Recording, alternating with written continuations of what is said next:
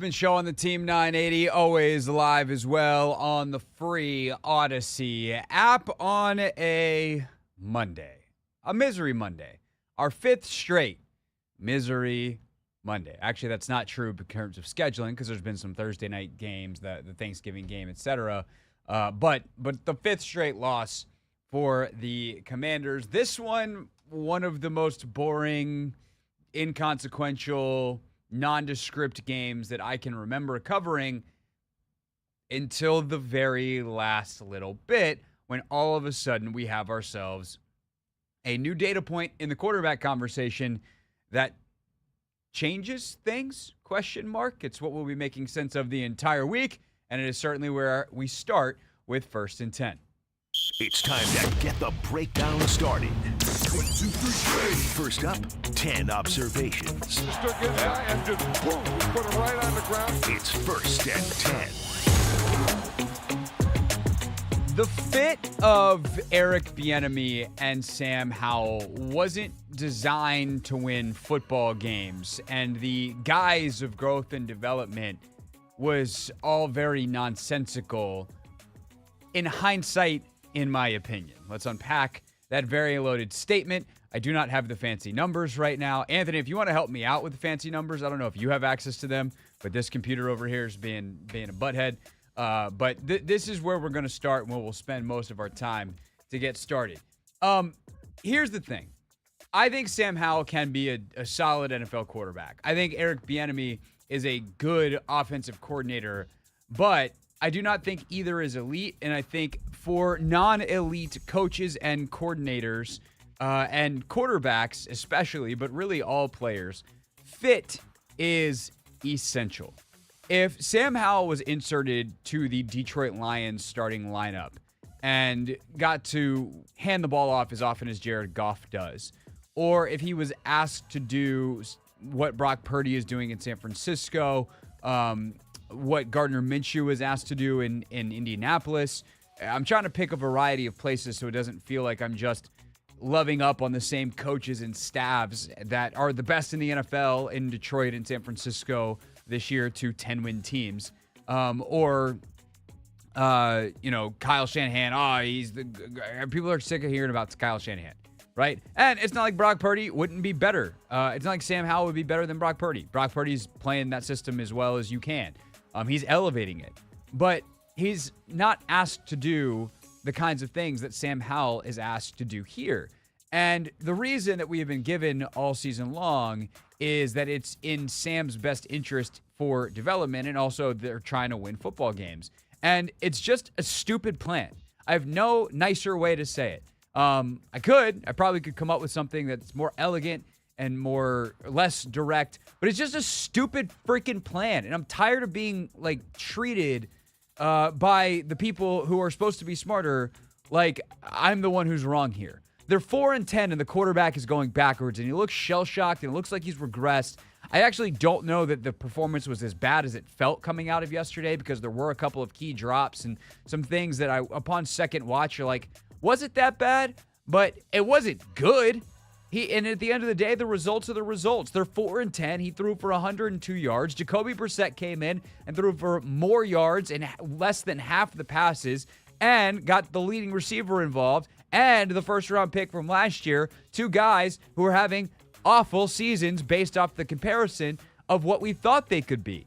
McLaurin, a near 1,500-yard receiver if things went the way we thought they could. Dotson, a guy who would be pushing 1,000 and maybe 80 receptions on the year. He's been a ghost. And the idea that this is somehow okay because in the long run it's worth it, or that this was a feasible plan to win football games, is nuts. And that's going to come back on, well, you thought they were going to be good. Yeah, I did, because I didn't think they'd be stupid enough to do this. I can't believe that we are here. I cannot believe that people that are paid millions of dollars to coach NFL football took a quarterback in Sam Howell, who is super talented from an arm strength standpoint, seems to have his head on straight, is willing to work his tail off, but has flaws. Has things that need to be massaged out because he's a young player. And that's what happens at that position. And they were like, we're going to have you throw the ball more than anyone else in the league. And we're going to run the same stuff every weekend so defenses sit on it. And it just gets harder and harder every single week. And it's going to hang our defense out to dry, although they haven't helped themselves. And it just is nonsense. And the idea was that, oh, well, he's going to see a lot of different stuff because he's going to throw so many times. Do we think this is good for Sam Howell? Who thinks that Sam Howell's on the right track right now? Nobody. Nobody. This isn't the way to do it. And I've been screaming about this since like week 3. And I feel both validated and angered by it. And to be honest, like, I don't know, I wasn't this angry before the show. I didn't think this would turn into like a full-on rant, but here we are. Just, I'm, maybe this has been inside me since watching yesterday and just seeing Brissett do it. You're like, yeah, because that dude knows what it's like to play at NFL speeds. That dude knows what it's like to deal with a crap offensive line, or at least one that's at the very least league average. By the time it got to Brissett yesterday, like he knew, oh God, Gates is back in there at center. Charles Leno's out, although Cornelius Lucas is almost as good, if not on some days better than Leno anyway. So like you've got to get the ball out of your hands, and there's an urgency and an understanding of the timing and the footwork and all this stuff that Brissett has. And even before he came in, I didn't think that was going to happen, but it was the right move. Because I don't think at that point you're helping Sam by leaving him in. I actually, for the first time, really wondered what the season would have looked like with Jacoby Brissett. They'd probably have a couple more wins. But there's also some games that Sam was awesome. And this is the hard part of trying to weigh all of this. But the idea, and this is the larger thing 1.1 of First and 10. The idea that this was a good idea to either win football games or develop Sam is absolute nonsense. Absolutely, utterly ridiculous. The best way to develop Sam would be what Detroit has done with Jared Goff and what LA did with Jared Goff, to limit his impact on the game as much as you possibly can so that he learns to understand things and he sees things in smaller doses and can learn week to week and grow out of things. And to insulate him from a roster standpoint with a better offensive line and some of the things that he needs to succeed at this point in a very young, but albeit promising, career. You can't just throw a guy to the wolves. There's a reason that when you teach a kid how to ride a bike, you don't just throw him out there on a 12 speed. You're like, no, man, we're going to give you training wheels, and then I'm going to hold you. And then eventually you learn how to do it. Like, if you learn to box, you're not going to get in the ring with 1992 Mike Tyson and just go at it. It's not how you learn how to box. It's how you get your ass kicked. And that's basically what they did to Sam Howell. It's like, hey, man, it's the NFL. Go out there and do it. There are ways to have training wheels on in the NFL. There are ways to hold guys so the bike doesn't tip over in the NFL. And they did none of it this year. None of it. And this is the result. And it just feels like such a wasteful season, such a wasteful way to operate, because it so obviously doesn't have to be this way. And all you have to do is look around. Apparently I need to get that off my chest. Anthony, if we have it, number 2, please. Number 2. When it comes to Sam himself, the footwork and timing is still incredibly inconsistent. I mean, there are times he like takes the snap and there's like a pause and then he rushes the drop back and you're like, that's not how you do the timing. You don't make one too slow and then one too fast. There needs to be an easiness, because the way a West Coast offense is designed is your feet match the pattern. And sometimes on a 3, like there's a drop and it could be a 3-step and the ball's out now. It could be a 5-step and the ball's out to your second guy. Or it could be a 5-step and a hitch, or a 5-step and 2 hitches, and the ball is out to later down the progression, or your check down, or your check down. And that timing is all off with Howell. And it's why it doesn't feel like he's made a play on schedule in forever. He actually made a few more yesterday, and I realized, again, that second watch felt very different than the first watch because it's less emotional. You're less riding the wave of the game and more of just like, okay, what happened here? But it wasn't good by any stretch. And there's just a lot of stuff that you're just like, I think this should be better by now. But it's hard, too, because, one, I don't think he trusts the line in front of him. And he's never going to say that. And he might not, like, feel that emotionally, but, like, subconsciously, there's a lack of trust there. And I also don't think he sees the field particularly well, which could be a height thing. It could be a NFL adjustment. He's still young, less than a season's worth of start thing. And then I don't think he trusts his receivers either. And why would he? There was another bunch of drops yesterday, or, he swings a ball out wide to Antonio Gibson, and Gibson bobbles it, and what should be a 7-8 yard gain becomes a 2-yard gain because he doesn't catch it clean. And there's things like that all over the field. He drills John Bates in the chest with what would have been a nice chain mover. They got screwed on the McLaurin PI down the field. Like, there's all kinds of yardage that's just left on the field that's not on Howell yesterday. And that probably cycles and makes it feel worse for him. That leads to a bunch of yardage that's left off the field. That is on him. And whether it's missing guys, Nicky Javala had on the fourth down conversion, Nicky did a good job of watching the tape and seeing that even though it was a beautiful, like, crazy improv play by Sam to Terry, if in timing he just hits Jonathan Williams on the wheel route, he walks in with a Cooper Kupp-esque amount of space. Stuff like that seemingly every week at this point. It's just the feel, the vision, the timing, the rhythm, none of it's there. And it's not good. All right, that is the start of 1st and 10. We will continue it next with some other quick hitter thoughts, including just some epic failures on display when it comes to Ron Rivera, both head coach and GM. We'll get to it all next. It's the Hoffman Show on the Team 980 and always live on the free Odyssey app.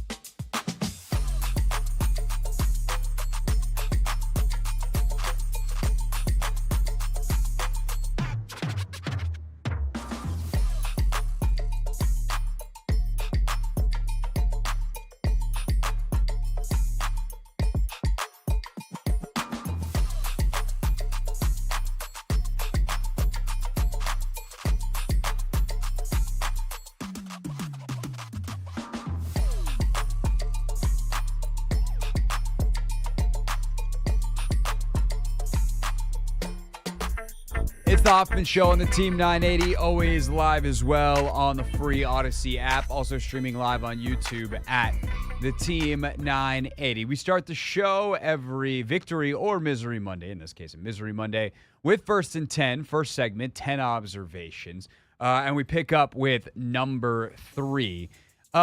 Yesterday, yet another example of just the lack of cohesiveness in a roster built by Ron Rivera, especially on the offensive side of the ball. They bring in Scott Turner with Ron back in 2020, and they're like, we have this big arm quarterback. This McLaurin kid seems pretty good. Like, we're going to be a big down-the-field passing team. And then, obviously, they transition from Dwayne Haskins through whatever else they went through that year, eventually to Alex Smith.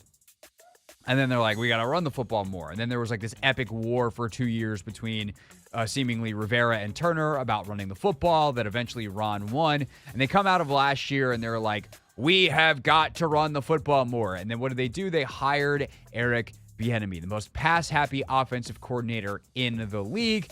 And they kept building the roster all the while like they wanted to run the football. I mean, think back to last year, Trey Turner and Andrew Norwell.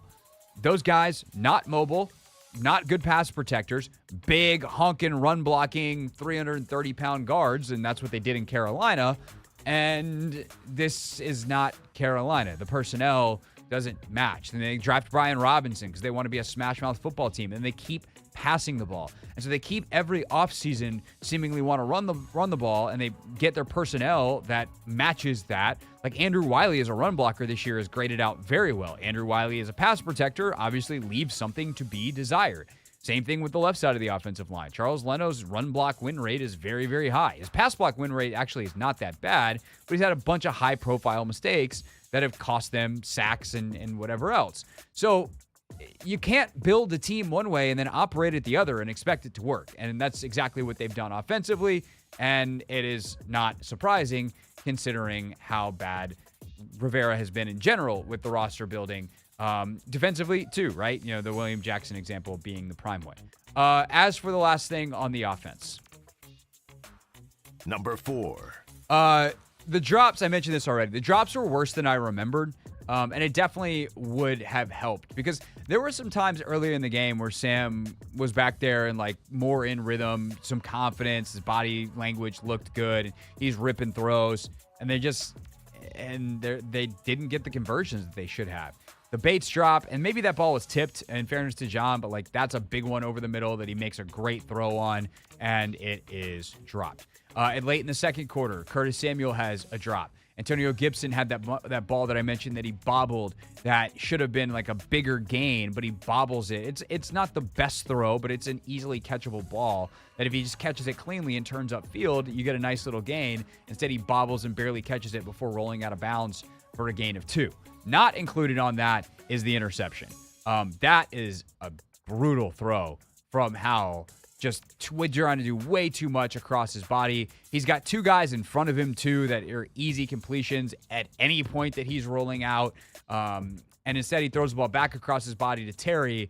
And while, yes, Terry tips it up and makes it a fairly easy pick, if Terry doesn't get a hand on it, there's a defender right behind him that hits him in the chest. And by the way, I started to text Logan a little bit earlier, and I was like, am I crazy or did Sam have a better day than we remember?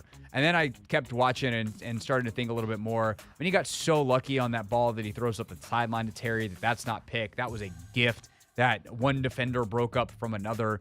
Either one of them could have very easily had a pick. There's plenty of other stuff. Sam was not good yesterday. But his PFF grade came in at like a 50-something, which is higher than I was expecting. And so relative to what I felt coming out of the game, where I thought he might have graded out as like a 30, I guess it's better, but it wasn't good. That is for sure. Number 5. The Cameron Cheeseman stuff. I just wrote Cheeseman in the rundown. If you don't know, Cameron Cheeseman, the long snapper, has been cut today. They got a short list of replacements that they should have gone to in August. I spent more time on Cheeseman than anyone else. At least I hope I did. If someone spent more time on him than me than the preseason, then God bless them. But I was just like, you don't have to do this. And yet, Ron Rivera, because they traded up for him and they drafted him and whatever, and they liked his velocity on his snaps, which is elite, They're like, he'll work it out. He'll work it out. No, he wasn't. He didn't work it out. He's not good, not NFL caliber, not professional. And you know who I feel bad for? I feel bad for Cameron Cheeseman in a way, because he's going to get a bunch of vitriol that if Ron had just done his job, Cameron Cheeseman can move on with his life. And Cheeseman has been stand-up. He's apparently a great dude, been professional, always stepped up and been like, hey, I'm accountable. Ask me whatever questions you want. I'll answer them. And the problem is he kept having to do it, and the coach didn't cut him, to the point that after the game yesterday, where he knew he was done, he's like, honestly, most places I wouldn't still be here. When he knows it, why is Ron the last guy to, maybe not the last guy to know, but he's certainly the last guy to do anything about it, and that's just ridiculous for a long snapper. Again, all due respect to the position, all due respect to Cameron Cheeseman, but there's enough dudes out there that you didn't have to do this, and it damn near got Tressway hurt. Speaking of, Number 6. there should have been a roughing penalty on that play. The snap is terrible. Tress pounces on it, and he's laying there on the ground, and the Rams dude just jumps on top of him and smashes him in the head. That was ridiculous to not get a penalty flag called. But the defense did a good job of holding after, so that's nice. Number 7. The cherry on top of the Cameron Cheeseman debacle yesterday, and which is really the Ron Rivera debacle, is the end of that game, and just how terribly Ron and Eric Bieniemy, and to an extent Jacoby Brissett, managed that. To get down to the 1-yard line with almost 5 minutes to go, I think it was 4:40 on the clock, and not score until underneath the 2-minute warning, because your play calling is a nightmare. Your clock management is worse. Your execution's not good enough. It's just a joke. That's hard to do, to spend that much time at the 1-inch line. And the fact when they call the QB sneak from Brissett from like the 1-yard line, he doesn't get in. They're now 2 inches away. One of those where, like, when the center resets the ball to snap it after it was laying flat on the ground, the tip of the ball is like over the goal line. They're that close. Brissett is that big. Just run it again. Instead, they go to shotgun at that point. What are we doing? And all the while, you're huddling, you're making substitutions, you have no urgency, you're snapping the ball with 5 seconds or less on the play clock. What a joke that was. Concluding with Number 8. Then you don't go for 2? The easiest analytics-supported decision that exists, go for 2 when you're down 14. We just saw this work for Tennessee to win a game. And you do it on a day where your long snapper is shown the yips, and he has another low snap. You get the extra point blocked. What a disaster. That was also just perfectly poetic. Ugh. Last 2 things. Number 9. The defense actually did more than enough to win yesterday, especially with how they played in the first half. The offense gave them squadouche in terms of support, and in fact gave them a couple of short fields. They forced turnovers. Stafford started, 10 for 10, 12 for 12. I remember hearing 9 for 9 at the very least in the broadcast at one point. Stafford was fantastic yesterday and accurate, and he makes quick decisions and gets the ball out, and that makes it easy to get completions. But they bent but didn't break, which is how this thing is designed. They weren't going to be good. It's this defense. They've been historically bad, but they were better. And I think Rivera, while he deserves blame for all this other stuff, deserves whatever credit you get for simplifying things. It'd be nice if BSJ and Cam Curl could figure out who was supposed to carry that wheel route up the sideline. But hey, 1 coverage bust is better than 4. They got some sacks yesterday. Like they played better. And had they had any support from the offense, they would have played well enough to win. Unfortunately, they didn't get that. But the one giant defensive mystery to wrap this thing up is Number 10. Where the hell was Emmanuel Forbes yesterday? He played 6 snaps. This whole final quarter of the season is about developing and evaluating young guys, and the guy you took in the first round is on the bench for all but 6 snaps? Like, I know Kendall Fuller and BSJ are your starters, But if you could rotate Sadiq Charles and Chris Paul, you could rotate one of your corners in so that your first-round pick gets more than 6 snaps. The only reason this is the last thing on the list is because I know he's coming off an injury. Maybe he wasn't quite ready. Maybe something in one of those earlier snaps bothered him and he came out. Rivera didn't say anything today along those lines. But damn, man, that's inexplicable with where they are in the season. Which, by the way, is inexplicable to be where they are in the season. That is First and 10 here on the Hoffman Show. When we get back, Logan and I had an extensive conversation about Sam Howell's day and the immediate aftermath of it last night. You'll hear it take command on a Monday next on the Hoffman Show.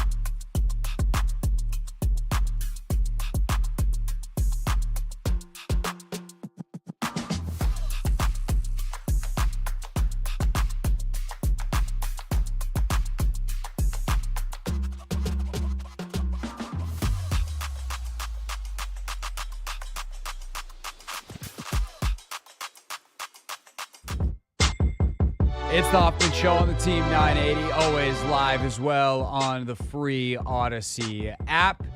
So we do a Take Command instant reaction show, as you likely know by now, on YouTube the night after games, or right after the games. That's why it's called the Instant Reaction Show. It's also in your audio feeds for Take Command on Monday mornings. And if you don't subscribe, well, one, what are you waiting for?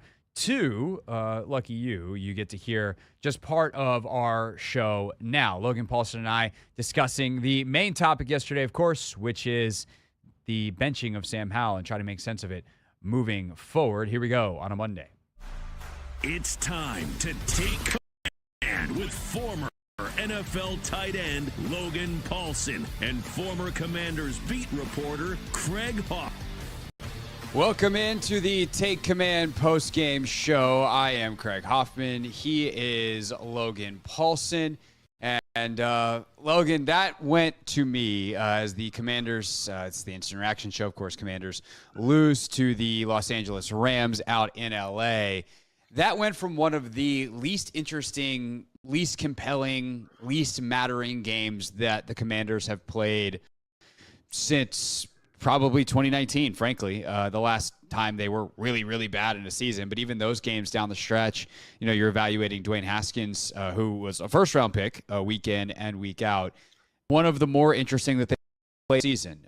Jacoby comes in, 2 touchdown passes. He threw in 10 minutes more passing yards than Sam Howell, the NFL coming into the week, the entire game.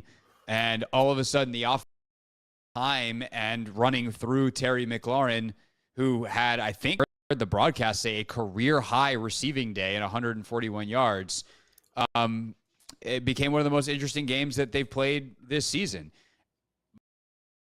My now is to try to make sense of it. What did we just see out in Los Angeles? Ron has already said Sam's the starter moving forward, so it's not like we saw a quarterback change, at least allegedly. We'll see if he still feels that way tomorrow. And based off the circumstances of the season, that seems unlikely. But what did we just see out in Los Angeles? Yeah, and I think that's a really good question. It's going to be talking about probably this entire week, and everyone's going to be talking about it. And I think just sitting back and taking a look at it, it was one of those games early on, like, I wonder if this looks different with Jacoby at the quarterback. That's probably like the first quarter when I was watching the game. Yeah. And it just, like, it's one of those things, like, if you're looking for, like, warning signs, like, if everything's off schedule, if he's always vacating the pocket, if he's pitter-patting the football, those aren't great signs. And there were signs of that against Miami. But as we went through the film, we kind of realized, like, Miami, there's some tight window throws. There's some opportunity to throw with anticipation. Doesn't quite get there. But that's something that's been on my radar probably since the Dallas game, where it's like, how off schedule is Sam actually in this offense?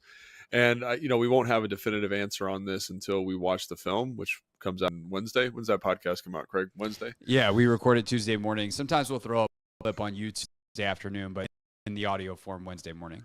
Yeah, so it's hard to say what exactly we saw, but this was definitely, it's been, like, I think why everyone's had a little bit of consternation about the Sam Howell is the guy kind of declarative statements much of the season is he has been on schedule. And if you were to watch his throws today and his offensive production, and you took away the name Sam Howell and inserted another quarterback, I think you'd be like, hey, this guy's going to be a fine backup, but this isn't the production that we're looking for from the position.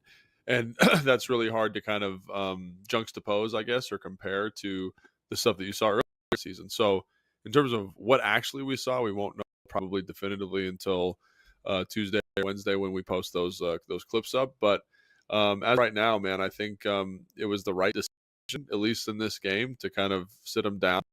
And, you can say whatever, you can say it was for health and safety or whatever it was, but it wasn't, at least to my eye, he wasn't playing as well as he's played, and he was hurting the offense, and, give Jacoby a shot. And I think in the context of Jacoby playing more, the offensive line looked like they were playing a little bit better. He was able to kind of throw with some anticipation, throw some guys open, make some plays. And I think it's unfair to say that it's a one-to-one corollary, because, there's times where Sam's throwing to Terry earlier in the game that don't get completed. Here, Terry makes some plays and it looks a little bit different. And I think that's something that needs to be noted. It's not just we're running the offense through Terry now and this is the product. It's like Terry had some opportunities earlier that didn't quite hit.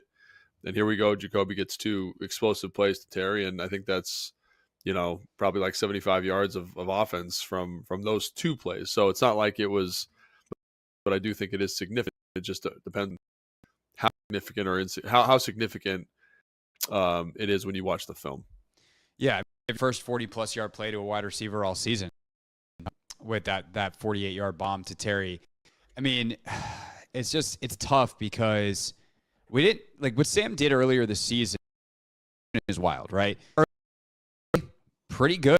A lot of sacks, but a lot of really good stuff. And he'd go through these stretches where he's on fire. I mean, second half against some of the stretches against Philadelphia, like, big boy NFL quarterback was making crazy. And I think the thing that always impressed me during those stretches was his demeanor. He was always calm. It felt like he was the only thing going for this offense, and that he was actually the one elevating it. And then kind of Dallas, Miami today, it goes from he's elevating it to, wow, this is nope, like, no, it's not even he's killing it. It's just like there's nothing here. Right. Don't seem to be doing anything. There's just like no cohesion. It's just a bunch of guys out there running around. And that actually probably was, like, if that's what it felt like. Thing is, when you go back and watch the tape for a lot of those, you start to get back to some of the stuff that I think was there earlier in the year on the warning signs that everyone didn't want to hear because there was also the good stuff. It's like, hey, if this ball comes out when he hits his back foot and he'd be throwing with anticipation and a ball would be completed. And if everything's off schedule in an NFL offense, that is this proven to be successful. Like Bieniemy's system is the same as Kansas City's system, the same as what Doug Peterson is running. Like all these guys have proven this system works time and time again. Eventually you have to go back to the quarterback and be like, well, why isn't it working with you? Like, what is it about what you're doing, your decision-making process and your timing? And is this young guy stuff that's going to get better, which is, I think, how we felt most of the year, or are you just not cut out for this? And I think what's scary is instead of growing, instead of progressing in the right direction off the good stuff earlier this year, the good stuff has gone away of late and the bad stuff has remained and even enhanced. And that is terrifying because you have a massive decision to make moving forward for this organization of whether or not you use a top 5 pick, which doesn't come around very often, on a quarterback, or do you build around this one? And as a data point, like this game could be something that changes that decision. I don't mean to be dramatic or overstate things. It's just this was supposed to be the game that it was his get-right game. This was supposed to be the game that he turned it around against a defense that's not as good as the last 2 he's played. And instead he played arguably his worst game of the year. Yeah, and I think that's I think that's one of the reasons why it's so compelling. Is like what is actually happening, and how do people who are making decisions look at this game? Really, and I think anytime you get benched as a quarterback, it's not great, but I do think that there is statistical variance at play, and you kind of look at the stuff early and you say, hey, is this high end variance that he was riding kind of a good statistical variance for 5-6 games, and now he's kind of settling into more what he is because.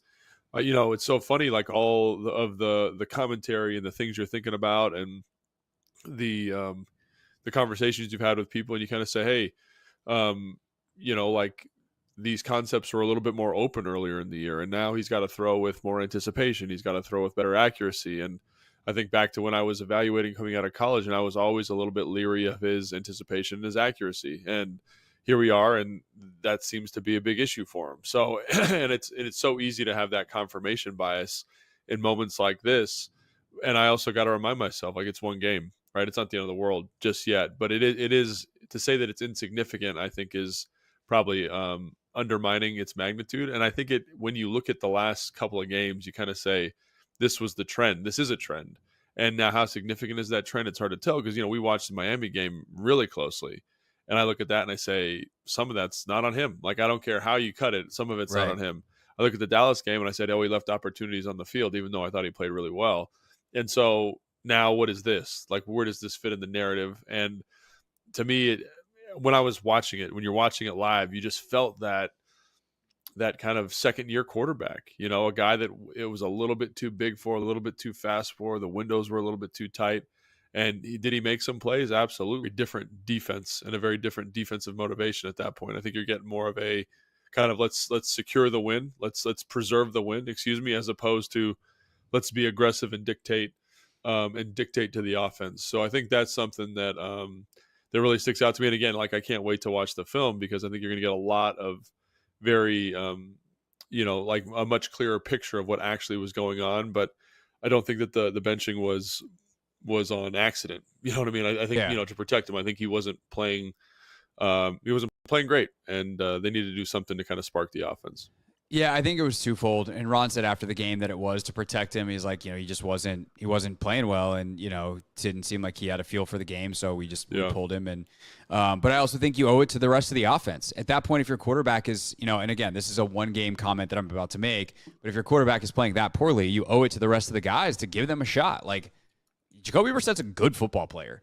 And I haven't forgotten that. You haven't forgotten that. And I think today, anyone that might have forgotten that is reminded that Jacoby Brissett is a good NFL football player. He's not great. Obviously, if he was a larger sample size, like it's not like if he was the quarterback of this team, they would have won 10 games this year. But he's a good NFL football player, and he understands like the timing of an NFL offense in a really nice way, that he's able to come in and he's like, all right, the ball's got to be out now. And he got it out. And you get the ball, and like Jahan all of a sudden is a part of the game. Terry's a much bigger part of the game.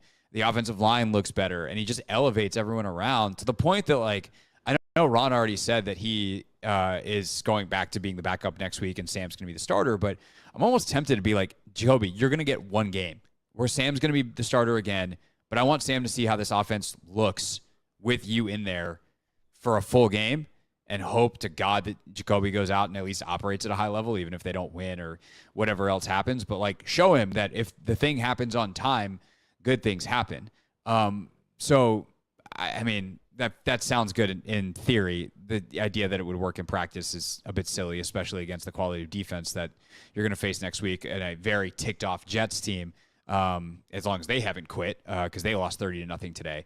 But I think on a larger picture, Logan, the concern that I have with Howell is he all of a sudden David Carr? Like, is the shell shock of being sacked now 59 times after he took another one today, like, do you see that in him on top of the second year it's too fast, where he had that, I mentioned earlier, that kind of demeanor, mentality, like, we love the makeup all year long.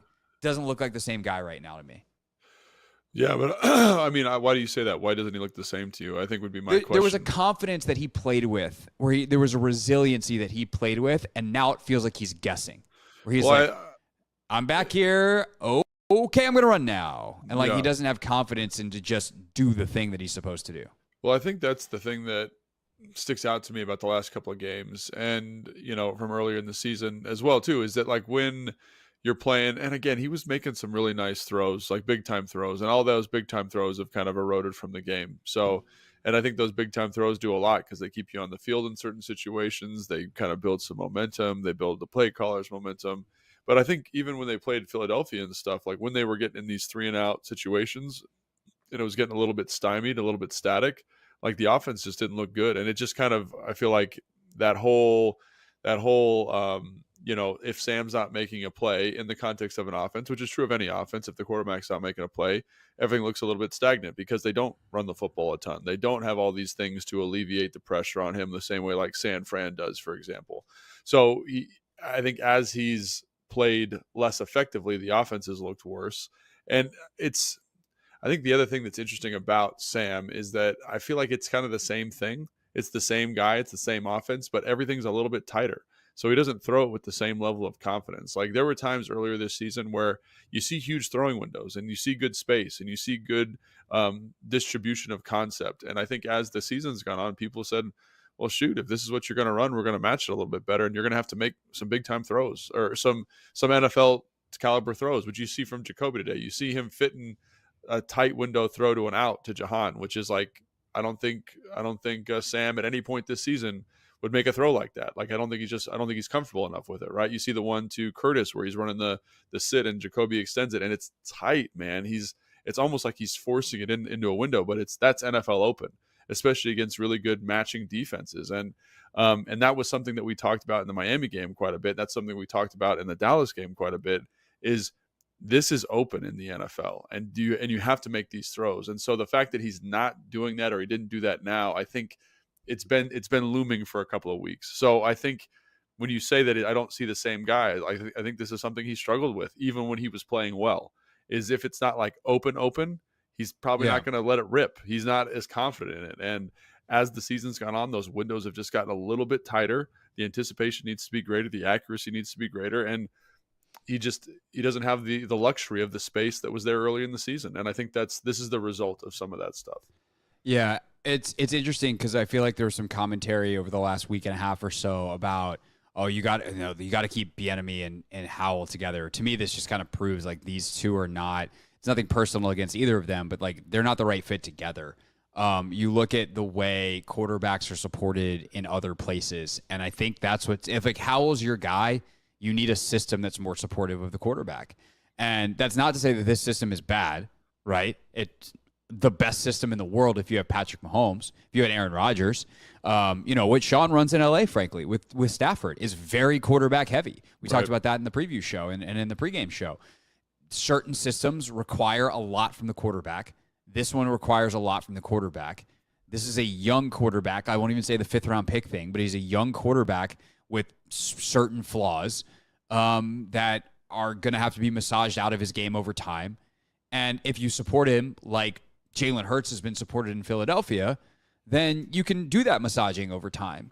But if you throw him to the wolves every single week, like eventually you're going to get this. And I think that like that's the hard part is, I ask you why these windows have gotten tighter, why things aren't as open as they were earlier in the season. But I think I know the answer. And that's this offense hasn't really changed that much in a way that like you need to evolve over the course of a season. They run a lot of the same stuff. Defenses are all over it. And if you have Mahomes, it's fine because you just can't stop it. It's good enough for that. But if you have Sam Howell, the lack of a running game, the lack of window dressing, the lack of this, the lack of that puts a quarterback in this kind of bind. And again, like it's not that EB's a bad coach. It's not that Sam is the worst quarterback that's ever come out and all these terrible things that people are going to want to say after a performance like this. And then you see Jacoby come in and do what he does. It's just a bad fit. And I think that's a huge part of their offensive struggles in 2023 is the play calling and the offense being tailored or specifically not tailored to a young quarterback. Yeah, and I think that's somewhat this is where like areas of gray come in. I think it's unfair to say that it's a bad fit because you've seen it be very successful for 5, 6 weeks, 7 weeks in the NFL season. And that's hard to do with any quarterback, right? Is to have some level of success and see him making big time throws. I do think that, with all offenses, defenses are getting smarter, they're getting more efficient, and stuff's getting a little bit tighter, right? But there is like when you watch Stafford, when he's dealing and like it's a tight, like is that guy open? I don't know. Let's get the ball out. Like that's the kind of maturation that we're talking about. And the other thing I would just say, and this is stuff that you don't know, and this I just want to bring it to fans' attention because we're talking about EB's not innovating, right? And it's so easy for us to say, oh, that we'd like to see more creative stuff, more motions, more checks at the line of scrimmage, whatever. But he's also maybe developing a young quarterback, and maybe these are the concepts that Sam likes and he feels comfortable throwing and he can read them, and you have to run them more frequently because this is what he does well. And I think that's always important to just remember is like, we don't know. We're not at the meeting. Like, I don't know what Sam's feel comfortable with. But if I'm the coordinator, you better believe I'm like, Sam, what do you like? And we're going to call the heck out of it. And if this is what he likes, and this is consistently what he likes, like this is what I'm going to call. And so it could go both ways, right? I definitely think, I guess my question on that point though would be like, at what point do you go like, hey, I know you like this, but the defense knows you like this and it's not working anymore. We got to do something else. Yeah, so I think that's the conundrum, right? Is like if I as a play caller, I think that is somewhat challenging. Like you look at Kyle, and they have a ton of verbiage, they have a ton of formations, they put a ton on the quarterback mentally to give him easy throws, right? But even in those, even like it's funny, man. Like I've been with Kyle for a lot of my career, over 50% of my career, and we hit games where the defense would just have us; they just have our number. And then the quarterback couldn't elevate us out of whatever the situation was. And they always talk about like Patrick Mahomes elevating. And then I think now with Brock Purdy in San Fran, how he elevates elements of the offense. Oh, this thing that was supposed to be open is now covered. Let me do a little bit of dealing. Let me throw a nice ball over here into a tight window with accuracy, which is something that other quarterbacks in the system traditionally haven't done well, right? And so like that's him elevating the offense, even though, 70% of the games you play in, that first read is open and you can just let it rip. There's that 30% where it doesn't look very good. And I think you're running into that maybe a little bit here too. It's like, hey, like this was good early. It's not good now. And sometimes they just got you. And I think it's about how you, to your point, how as an offensive coordinator, you tweak and evolve to kind of match with the defense, to give the defense something different to deal with. That's what Kyle would always do. But there's always the opportunity that, hey, they got us this week. And you as a quarterback have to elevate. And that's the thing about this matchup, which I think is so interesting. I'm talking Jacoby and Sam, is did Jacoby do anything tremendous? Like, was he just executing throws at an NFL level that we haven't seen Sam do? And if that's the little bit of elevation that this offense needs to make it functional, because if that's the case, then I think that's a pretty significant indictment of Sam. And again, fans are going to be freaking out about this. Fans of Sam Howell. It's one game. It's 10 throws by Jacoby, so we're not overstating. But these are things in the decision makers' minds that are now coming to the forefront. It's just like, well, maybe this issue that we thought was getting corrected is more significant than we thought. Maybe he can't elevate and can't do some of the basic stuff at the NFL that we thought he was going to be able to do at this point of the year. And if those 10 throws that Jacoby had show that, then I think that's a completely different animal. And the other thing is, how does he handle this adversity coming out of this? So, yeah, and the problem is like some of the things that I think could help support him aren't available. Like, I've always loved the Hurts example that you've given and used, is like Jalen has this offensive line that helps him a ton, and they run the ball really well, and they don't have either of those things here. And so if you're not operating at NFL speed, making these NFL throws with NFL anticipation, you're just dead. And like, that's the problem. I know you might not like the word problem here, but like the issue, the whatever with the setup here is like they're skating on thin ice. And, when you talk about, one game, it's like, no, at this point they're 4-10. They're eliminated from the playoffs officially with this loss as well. So it's happened time and time and time again. Obviously, they've lost many different ways. The defense earlier in the year was terrible in games they should have won, where they did enough offensively. So there's that. It's really frustrating. And I think the Jalen Hurts example is also interesting, because it's not like they just got great personnel. It's like they built an offense that spoke to his skill set. You know what I mean? They said, we're going to run the ball a little bit more with the quarterback. And there were games where he was running the ball 14, 15 times a game. And that's enough to steal first downs. We talked about Daniel Jones last year and what Brian Daboll and Kafka did with him up there in New York in terms of just finding easy opportunities with either he's running or on a keeper where he keeps it and he runs, and we're just stealing first downs, possessing the football. That helps the play caller too. So I think I understand what you're saying in terms of it being problematic, but it's also the thing that I go back to is like, let's say again, in these 10 opportunities, it's not a big sample size, but it's stuff that we've seen over the last 3 weeks, and Jacoby's hitting it. It's a different And conversation, And I think, but I guess that's the point, is like Sam's not Jacoby. Yeah, right? But I mean, I think is Sam even? This is and this is me just talking out loud. I like Sam. I think he's done some really excellent things. I love the high end play, but is he even Jalen Hurts? Is he even that kind of player? Jalen won MVP last year, so probably. No, but I'm not. saying, early career Jalen Hurts is what I'm saying. Yeah. Is he even on that kind of level? I think is what this conversation is lending itself to. Like, does he deserve to start the rest of the season, or is this a thing where it's like, hey, let's see how the offense actually runs with somebody who's run an NFL offense before? And that, again, let me just say this again. I like Sam. I think his ceiling, he's shown a very, very high ceiling. But all young quarterbacks, they'll show you something good, and they'll show something bad. And he showed something bad the last couple of weeks. So I guess my point's more not actually on Sam. It's the system, and I don't mean that like Bieniemy specific system. It's the environment around him, right? Like if we rewind to the beginning of the season, and we're like, we would like to win football games, which is very different than a place that you're in right now, where you're kind of trying to compete but lose, because you want the top 5 draft pick, no matter who you wind up taking, quarterback or otherwise. But if you were like, hey, I gotta win as many football games as I can in 2023, this setup I don't think was good, because of how much it put on a guy who, at his absolute best, was early career Jalen Hurts, not Jacoby Brissett. Like, if you wanted to plug Jacoby into the system and say, hey, our best chance to win is to start Jacoby, and we're going to do that because he can get the ball out on time and he operates an NFL system and we trust him, then okay, maybe. But from the play calling to the general philosophy of pass run type of stuff to, how you built the team offensive line wise, like there's a lot of decisions that got made before you even played a game that said, hey, Sam Howell's going to have to be pretty spectacular based off of his experience level. And the fact that Sam has not done that, it's hard for me to put that on Sam. That doesn't mean that you change the evaluations. Like, oh, bad luck, kid. You're actually our starter moving forward. Like, you have to be able to hold those two thoughts at once. But there's kind of the winning thing, and then there's the Sam thing, and obviously neither right now look very shiny. Yeah, I agree with that. I mean, I don't really have anything.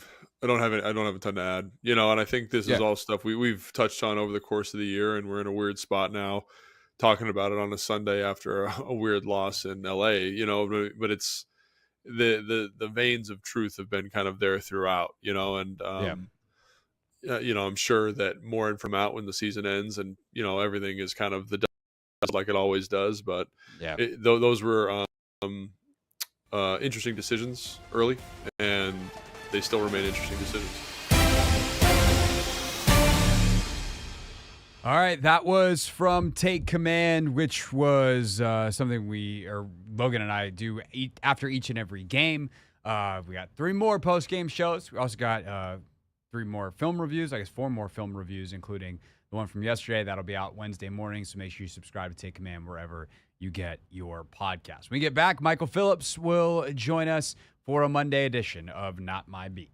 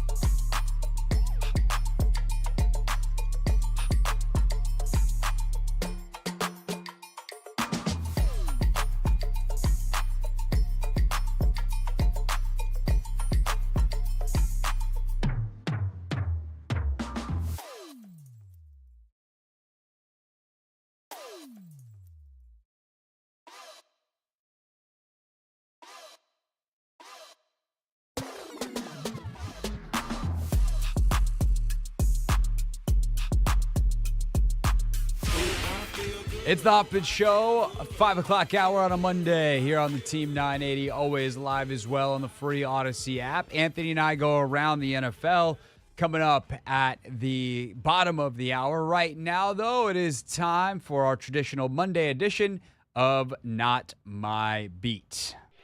Today's top story from the perspective of someone who's there. You are looking live. This just in. Not My Beat. It's a Monday, so that means Michael Phillips is with us. Michael joining us from Los Angeles before getting on his plane to come back to the East Coast. And Michael, that game was probably the most meaningless, like uninteresting, whatever, until Jacoby Brissett came in. Like that to me was the most insignificant game this team has played since 2019, since I left the beat. And nothing to do with me leaving the beat. It's just the last time that they happened to be this bad. Yeah. And, of course, there was a coach firing season, et cetera, et cetera. And then all of a sudden, Jacoby comes in. The offense looks like it knows how to function. Terry goes nuts. And we have something to talk about. And it's not that we have, like, a quarterback controversy. It's just like, wow, was that an A-B test? And all of a sudden, Sam as A looks completely different? Was that the Rams had kind of, like, been like, all right, we're good? And that really was more what it was about? Like, what do you make of, with the night to sleep on it and all that kind of stuff and more talking and all that, what do you make of what we saw yesterday? Yeah, I'll take a sampler platter there. It's garbage time. Everybody looks good in garbage time. But he did something Sam's been unable to do for a long time. Make a quick, decisive throw. He was playing with a garbage offensive line, and he knew that. And he made a quick decision, got quick routes, got the balls to his star players quickly. All those things we want Sam to do, and we want Sam to learn from this, and we want Sam to have watched this and say, okay, that's what it looks like, all right? Watch that tape this week. That's what it looks like when this offense runs with these limitations. I need to do that. I need to figure out how to do that. Obviously, not getting Terry the ball enough has been a focus this year. It's a week to harp on that because, I mean, he had a very nice fourth down conversion to Terry on the scramble. Mm-hmm. Should have had another completion to Terry on Terry's crazy one-handed catch, which, by the way, was totally a catch. I hate this new replay system. I didn't see enough there to overturn it, and he was being interfered with the whole way. Give the man the benefit of the doubt. Enough complaining about Terry's catches and non-catches. I think it would have been a big day for Terry even without the end. But right, Jacoby Brissett lays down the tape. Here's what you need to do, Sam. Quick throws to your star players, roll from there. And it's the correct call by Ron, right, to say we're sticking with Sam and the rest of the season is about his development. But the big question against a really good New York Jets defense next week, can Sam do that? Because if Sam can't do that, we do need to start asking some big, tough questions. Right. Well, or we just have the answers. I don't even know if it's Yeah. about asking questions. It's like, hey, this is what it is. He's not going to be with our top 5 pick. Like, we're going to go in that direction, and he's not going to be our quarterback moving forward.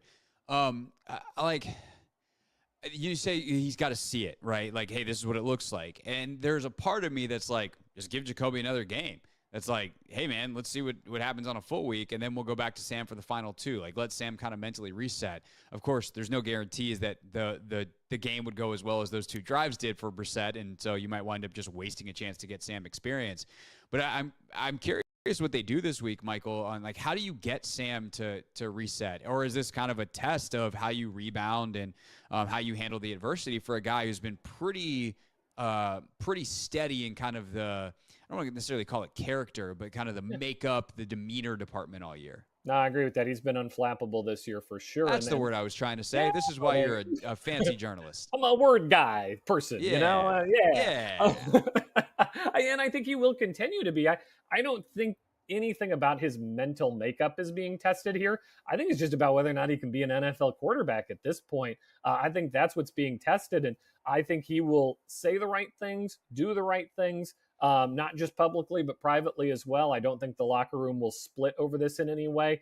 I do struggles again this week, though. With 2 games left, you have 2 people who you need to factor in here. So if we leave next week's game against the Jets saying Sam's definitively not QB1 next year, they're going to draft somebody, Sam will hang around as backup, we'll see how he develops.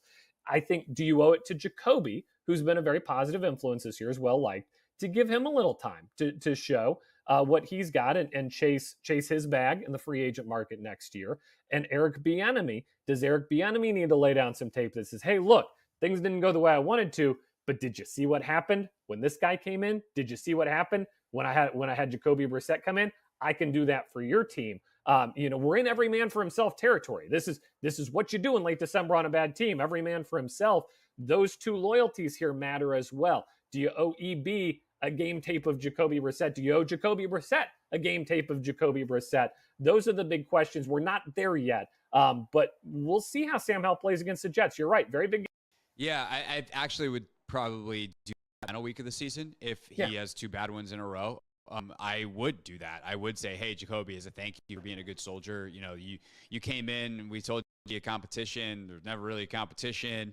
You know, all that kind of stuff. And I'm to be fair, like, to whatever extent there was a competition, Sam won it in camp. Like, Sam was the better guy. And Sam, I think that's the hard thing to swallow, Michael, is it's not like Sam Howell's been terrible all year.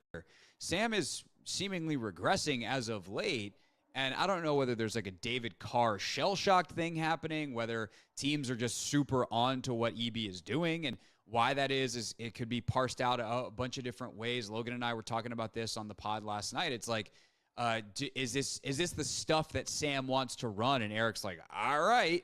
And at what point does Eric then need to be like, no, we're going to do something else as the OC? Like, this is multifactorial and thus very hard to assess blame. But I think my big takeaway is the marriage here, the fit here was a bad one. Like the idea that what Eric wants to do fits with a young quarterback, specifically this young quarterback. If you wanted to win games this year, it was just a bad idea.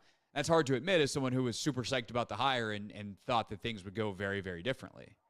Reverse car wash. Come in clean, you leave dirty, right? Eric Bieniemy's your latest victim. I mean, we got to call it what it is at this point. Eric Bieniemy, I have not lost any respect for him as a play caller, as an organizer, as a coach, as a man.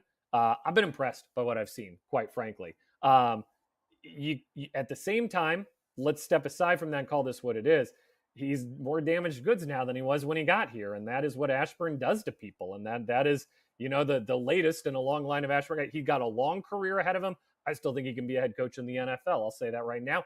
I think when you have stories about the players undercutting you with the coach, that's a bad look. I asked Ron yesterday after the game, who made the call to bench Sam? Was it you or was it Eric? And he said very unequivocally, that was my call. I don't know if that's a head coach diving on the grenade or not, but that's not great, right? Like, he was promised this autonomy, and he kind of maybe hasn't had this autonomy / is being undercut at different ways. So there's a big Eric Bieniemy discussion to be had here too. But I think with Sam Howell, you don't get the luxury of getting a system catered to you when you're a 5th round draft pick. You end up where you end up, and you get thrown into what you get thrown into.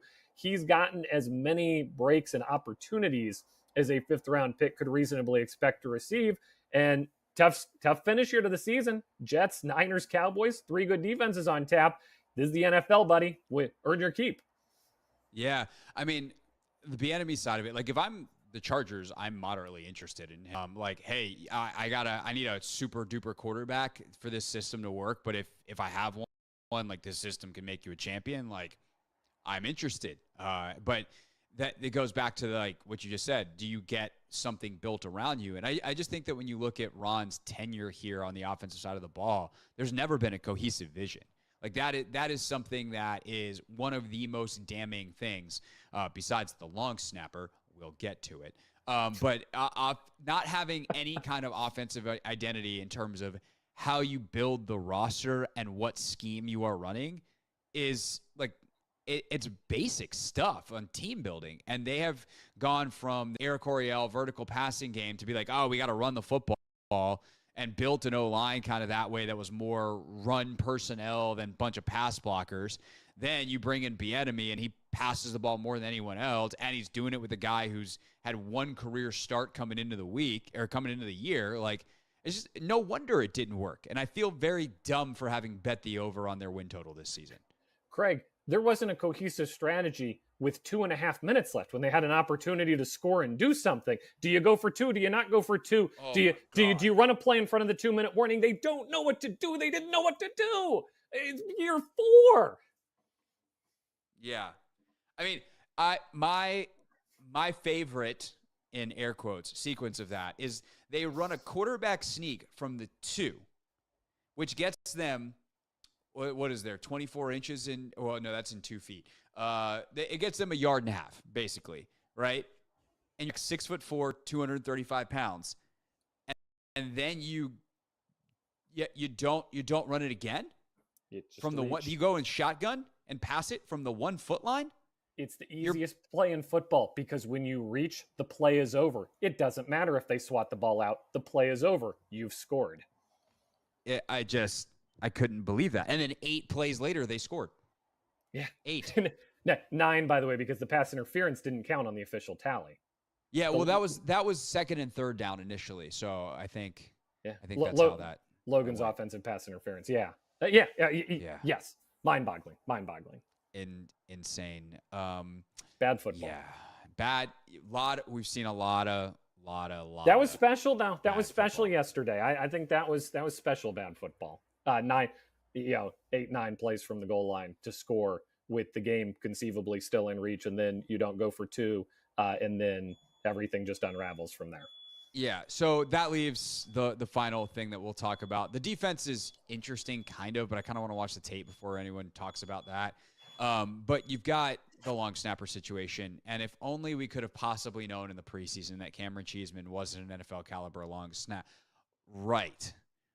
Oof, is this the most inexplicable? Like, we've covered the Washington football franchise for collectively 20 years. Of course, there's some overlap there, but we've seen a lot of bad football and a lot of dumb decision making. A lot of inexplicable things happen. Is this the single most inexplicable football, very important caveat, football decision that you've seen? Yeah, it gotta be. Can I quote Animal Farm? Sure. So everybody's equal, but some people are more equal than others.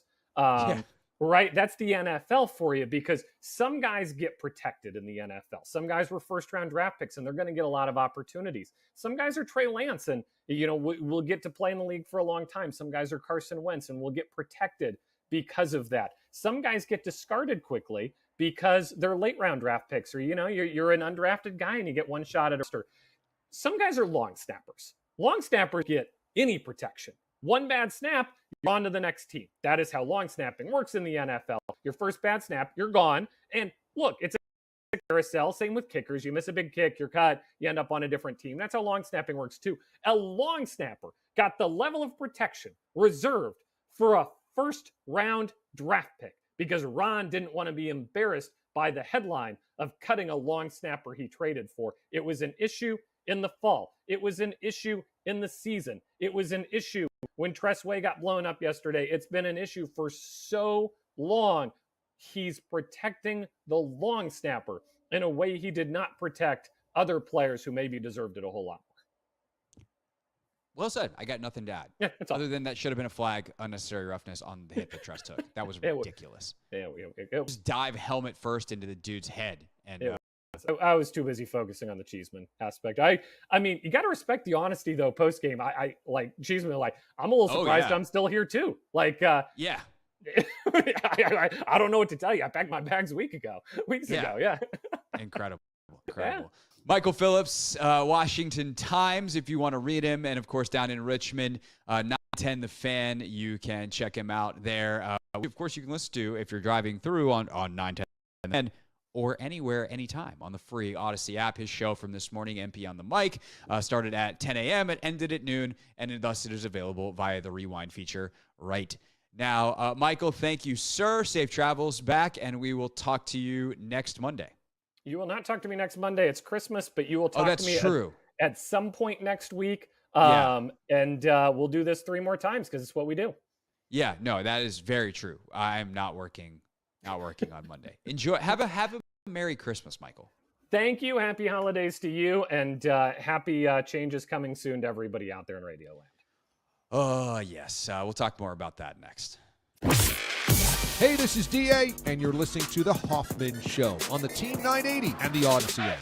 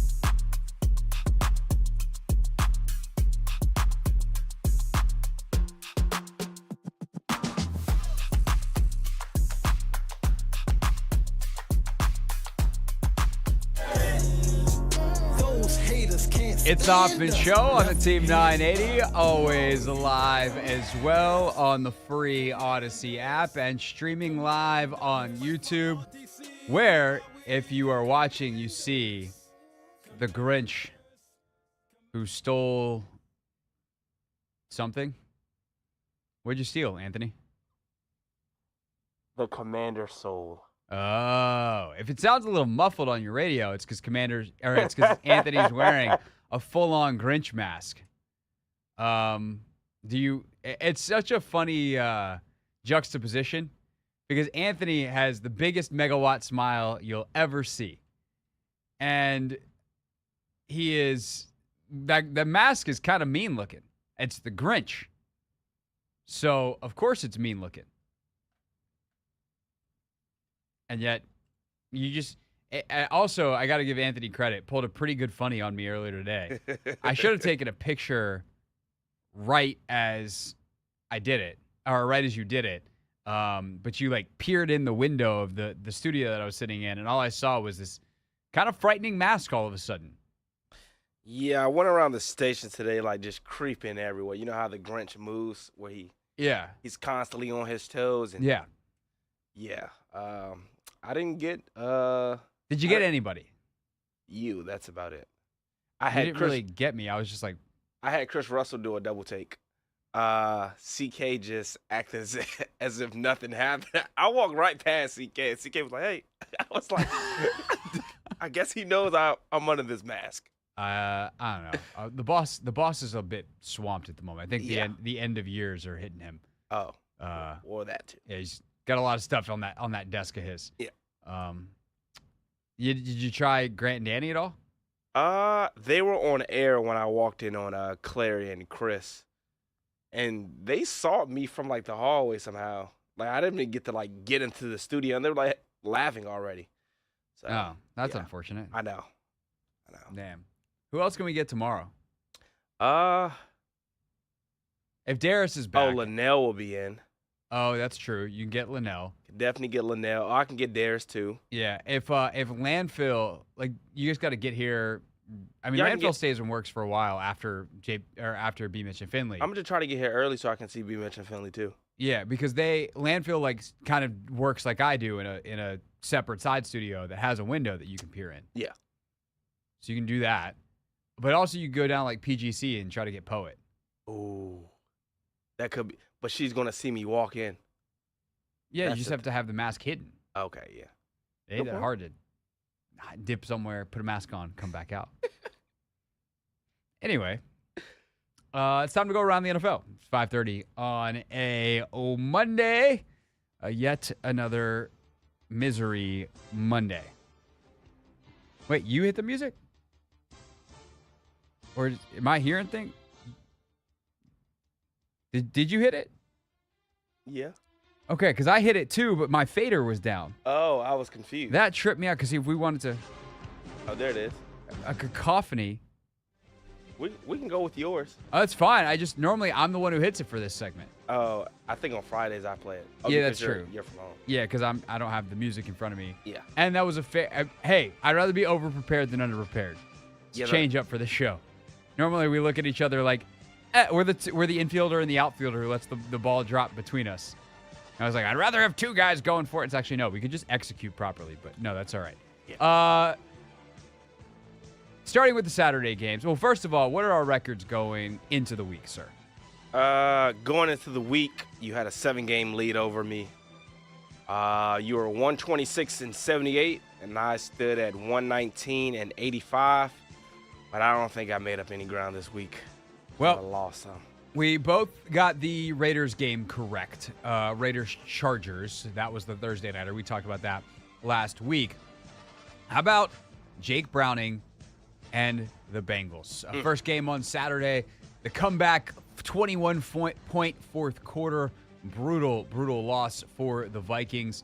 Big day for Jordan Addison at 2 touchdowns. But at the end of the day, it's the 2 touchdowns that Browning threw, including one of the great plays that you'll ever see from T. Higgins. I was at our gym's holiday party, and so I was at one of the local bars in D.C., and that game was on in the background, And I just was like mid-conversation with Rachel and one of our friends. And I go, oh my God, that's one of the greatest catches I think I've ever seen in my life. Not really one of the greatest catches, but like one of the greatest plays that I've ever seen in my life. Yep. For T. Higgins to catch that ball and then have the wherewithal to stay in bounds and like swing back over the end line to break the plane for what was ultimately the game-tying touchdown in a game they win in overtime. Season-changing type of play, but just the awareness is off the charts there. Yeah, that I couldn't believe it either. It almost gave me like made me think back to Jerome Simpson, the Bengals receiver that did the backflip over a cornerback or a DB. Yeah, it made me think back to It made me think back to like one of those plays, just like how the hell did you manage to have the wherewithal to pull that move off in this moment right here? I couldn't believe it. Yeah, Reggie Bush jumping, like Vic had a couple of those in his day. Taylor Heineke reaching for the pylon. But it's like it's not diving for the pylon. It's realizing all I have to do is break the plane. Yeah. So if I just wham. I will give credit to my friend David Magida, the friend that we were in conversation with, who's a big NBA fan as well, and he goes, "That kind of looked like the Draymond on Nurk." Oh wow, that backhand. Yeah, that's actually crazy. Funny, not funny kind of deal. But I was like, "Whoa, you're not wrong." We should find time to talk about that this week, by the way. Yeah. It's a weird situation. There's a lot seemingly going on there. Yeah, he's suspended for 3 weeks. At least. But it's also like, why is everyone so nervous about Draymond? Like, there seems to be like real concern about him as a human being, which is great, but also like seems to be a big kept secret in the NBA. We'll get to it. Steelers, Colts. How about Indy just putting it on Mike Tomlin's team? All of a sudden, there's rumors in Pittsburgh, a lot of media-fueled speculation, that Tomlin could get fired. That sounds crazy to me. That's not how they run their organization. And they're 500. I think it's a little excessive as well. Like, I get it if you're a spoiled Steelers fan and you're always expecting more. But they've had 3 coaches basically ever. If not actually 3 coaches ever. I'm trying to remember when the cutoff is for that. Pittsburgh Steelers coaching history. Whoa. List of Pittsburgh Steelers head coaches. In 1933, they had Forrest Dowds, however you say that. In 1934, they had Luby DeMello. 1935 and 36, Joe Buck. And it kind of was that same kind of, and that was as they were the Pittsburgh Pirates, by the way. The Steelers, coach every 1 year, 2 year, 3 years, sometimes multiple. Our friend Joe Buck comes back a couple of times, not to be confused with Joe Buck. And then in 1969, they hired a guy named Chuck Noll. Noll was the coach from 1969 to 1991. Then Bill Cowher took over 92 to 06, and 07 through the present is Mike Tomlin. They don't fire coaches. And they certainly aren't going to fire a coach in a season where they could still finish above 500. And by the way, their quarterback got hurt. And not that Kenny Pickett's awesome, but he's better than whatever the guy they threw out there. Who is it? Trubisky. Mitch Trubisky. Yeah, better than Trubisky. And now Mason Rudolph is apparently going to start this week. So I think Mike Tomlin gets a pass, and it's a miracle that they're at 7-7, to be frank. Now, they need some personnel help in a major way offensively, and they need to make a really good offensive coordinator hire this offseason. But I would not be going sideways on Mike Tomlin. And by the way, if they do, every other team is going to line up to hire him, as they should, because he's a great head coach. Yeah, I think once they get that offensive coordinator position figured out, I think they're going to be a team to be reckoned with. They got a lot of talent, a lot of pieces over there. They just can't seem to, put it together, and that's mainly Matt Canada's fault. Yeah, and it's hard to make changes in the middle of a season. Yeah. And yet they're still 7-7. Also 7-7 now. And by the way, congrats to the Colts. We didn't talk about them a lot there, but they're suddenly 8-6. looking good. Minshew, 3 touchdowns. Good stuff all around. Broncos now 7-7. They got shellacked by the Lions, who I told you on Friday, I was like, I think the Lions are due. They've had 2 wacky games in a row with a bunch of turnovers and terrible 4th down conversion stuff, and they just went out there and put it on the Broncos. 278, 5 touchdowns for Goff, another touchdown on the ground for Jahmyr Gibbs. Amon-Ra St. Brown, 7 receptions, 112 yards, and a touchdown. I mean, this is what the Lions offense can be. They're now 10-4, and I still think they're a legit contender in the NFC, somewhere in the tier below what San Francisco is doing. Yeah, so why can't they do this week in and week out, Craig? They're 10-4. But still, when they were going through their lull, like they were struggling to move the ball, struggling to do anything on the offensive side of the ball. Because the NFL is hard. And really they weren't. Like they were, but they weren't, right? It was one of those where like you watch down in, down out, they do a lot of good stuff, and then Dan Campbell would be like, it's 4th and 6 at our own 33. Let's go for it. And you're like, what? Yeah. Relax, bro. Just punt. And like you start to have to chase the game. The game flow is bad. It kills your confidence. It was a poorly managed section of the season. And it also wasn't that long. Like they're 10-4 and people wanted to act like they lost 7 straight. It's like, no, that was the beginning of last year. And since then, they've been one of the best 5 teams in football. I'm still not all in on the Lions, Craig. I'm a hater, but who have they beat? Fair. I mean, the Broncos, if they win this game, though, they're like, the Broncos are the hottest team in the league, blah, blah, blah, blah. They dismantled them. Yeah. So, yeah, they need to beat good teams, and it might be a next year thing where they, like, really break through, but I think they're good. Man, the Bears, what a terrible way to lose a football game as we get to Sunday. By the way, 3-0 Saturday. For both of us? No, I went, 3-0. No, 2-1 on Saturday for me. I had the Broncos. Okay. 3-0, so 4-0 start to the week for your boy. Yeah. Bears and Browns, I mean, oh my God. What a ridiculous way to lose for the Bears in so many ways. You're up 17-7 late in the 4th quarter. You give up a touchdown on a terrible, it looked like until the very last second throw by Joe Flacco that should have probably been picked. It's not. It sneaks into Amari Cooper. I mean, it's a great throw. It just looks like it's about to get picked. I won't even say it should have been picked. But it definitely should have been a tackle situation. And instead, Amari Cooper slips by 3 Bears defenders, gets into the end zone, and then Bears give the ball right back. Browns come down, kick a field goal for the win. And then the Bears get the ball back, or to go ahead. Bears get the ball back, and the Hail Mary is in Darnell Moody's hands. All he has to do is hold on to it. And I mean, it's a tough one. It's bobbling. It's happening quickly. But, like, it's in both of his hands. Like, there's a freeze frame where you're like, oh, that's a catch. And the ball just kept on wiggling and squirming. And no Browns defender knocked it out. He just dropped it. And that's how the Bears lose. And it was funny because I was talking, like Logan and I are watching these games at Tap Sports Bar because we're there doing the pregame show. And it's really fun, honestly, for a 4 o'clock game because we get to watch literally every other game, not even red zone style. It's just like your own mental red zone because every game is on at Tap. And I'm starting to talk to Logan in the break of like, man, the Commanders might be catching a huge break here because the Bears can win.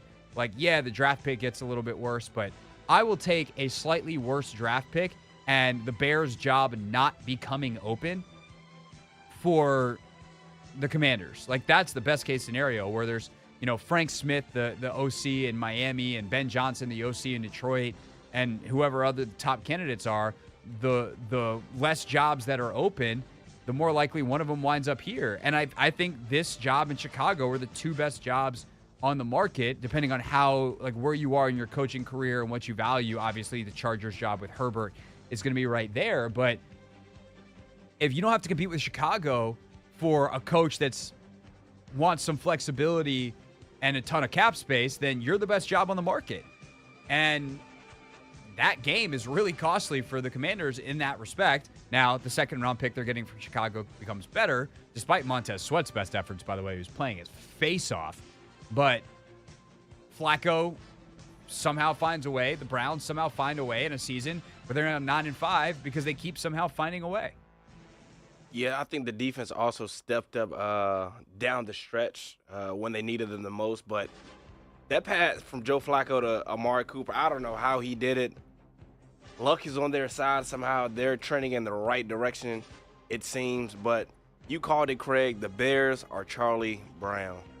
I really thought they were going to be able to go out there and, hang on to beat the Browns. But, I mean, I don't know. They just came up short, and they're the Bears.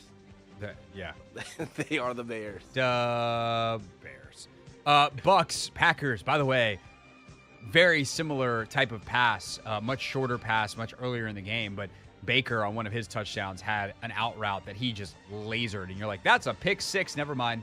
Wait, why is he still running? Oh, my God, that's a touchdown. Just sometimes if you can beat coverage with a throw that you shouldn't probably make based off the read, and you make a great throw, you get defenders out of position, your guys can run. It's such a key trait for quarterbacks. And Baker yesterday had a couple of those. He was awesome, historically awesome. He's the first quarterback ever as the Bucs beat the Packers 34-20. Mayfield 381, 4 touchdowns, no picks. Hit a perfect passer rating, 158.3. First time ever an opposing quarterback has done that at Lambeau Field. Dang, I didn't even know about that stat right there. I did not know. But Baker Mayfield, I'm rooting for the Bucs. Like, I didn't know. I kind of am too. I didn't know who I wanted to come out of the NFC South, but I think the Bucs will be the most competitive team. Mike Evans is week in and week out, reminding everybody who he is. And I think, when free agency rolls around, he's going to have a number of suitors just calling his name and his. I also think the Bucs are going to be like, Mike, you sure you want to leave? You don't want to finish your career here? You don't want to be just a Buck they for better life? bring some people in. Bring in reinforcements. For sure. But, if they can figure out a quarterback situation and they don't go full rebuild, is Baker the guy? I mean, if he leads them to a 10-win season, I guess they got to win out to get 10. Yeah. But if they go 2-1 down the stretch, they finish 9-7, and they are competitive in a playoff game, I think you at least consider it. But also, I don't know what their draft capital situation is. Do you call Chicago about Fields? There's going to be some guys. I mean, do you call Washington about Howell? Yeah, there's going to be some interesting situations. You call Arizona about Kyler? Whew. Do you make a super play to go up in the draft and try to take Drake May? There's a lot of potential options for them, or you middle of the first round and you take a Bo Nix or a Penix or one of those guys, and Baker's your guy for right now. But do Evans and Baker get along? There's a lot of talent in Tampa. Yeah. It's going to be interesting. I think it's also interesting. Bill Barnwell had them as a job he thought was going to come open, and they're probably going to win the division. So we'll see if that comes to fruition. Texans, Titans, big win for the Texans. Titans had this thing locked up, it seemed, by halftime, 13-3. Texans looked awful. Case Keenum, and then the old vet down there from University of Houston, playing for the Texans, figured it out. And by the way, I think it's only right that the Texans won this game because the Titans had the audacity to wear the old Oilers uniforms. Yep. That's bad juju. That's bad karma. You don't say, hey, we stole your team, and by the way, we're going to wear it against you. No. Titans, losers. Derrick Henry, super frustrated. One of the worst games of his career. Meanwhile, Singletary on the other side of it, 26 carries for 121 yards. And now the Texans wait to see if they can get C.J. Stroud back out of concussion protocol this week, but survive the week without him. Yeah, I mean, huge one for the Texans. I was surprised that they were even competitive. They were down so many people. Nico Collins, C.J., Tank Dell. You had linebackers, Brian Cashman. I just couldn't believe. I thought the Titans were going to go out there and destroy these dudes. They just came off. They just had a huge win over the Dolphins. I'm thinking they're going to, build on this and they go out there and lay an egg.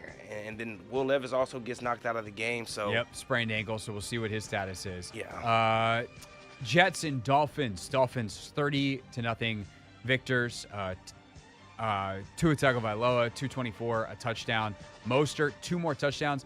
Anthony, do you know how many touchdowns Raheem Mostert has on the season? he has 20. He has 20. 20!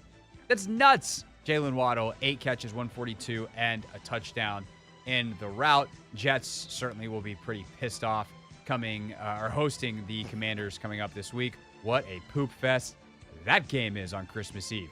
Chiefs and Patriots. Chiefs 27-17 victors.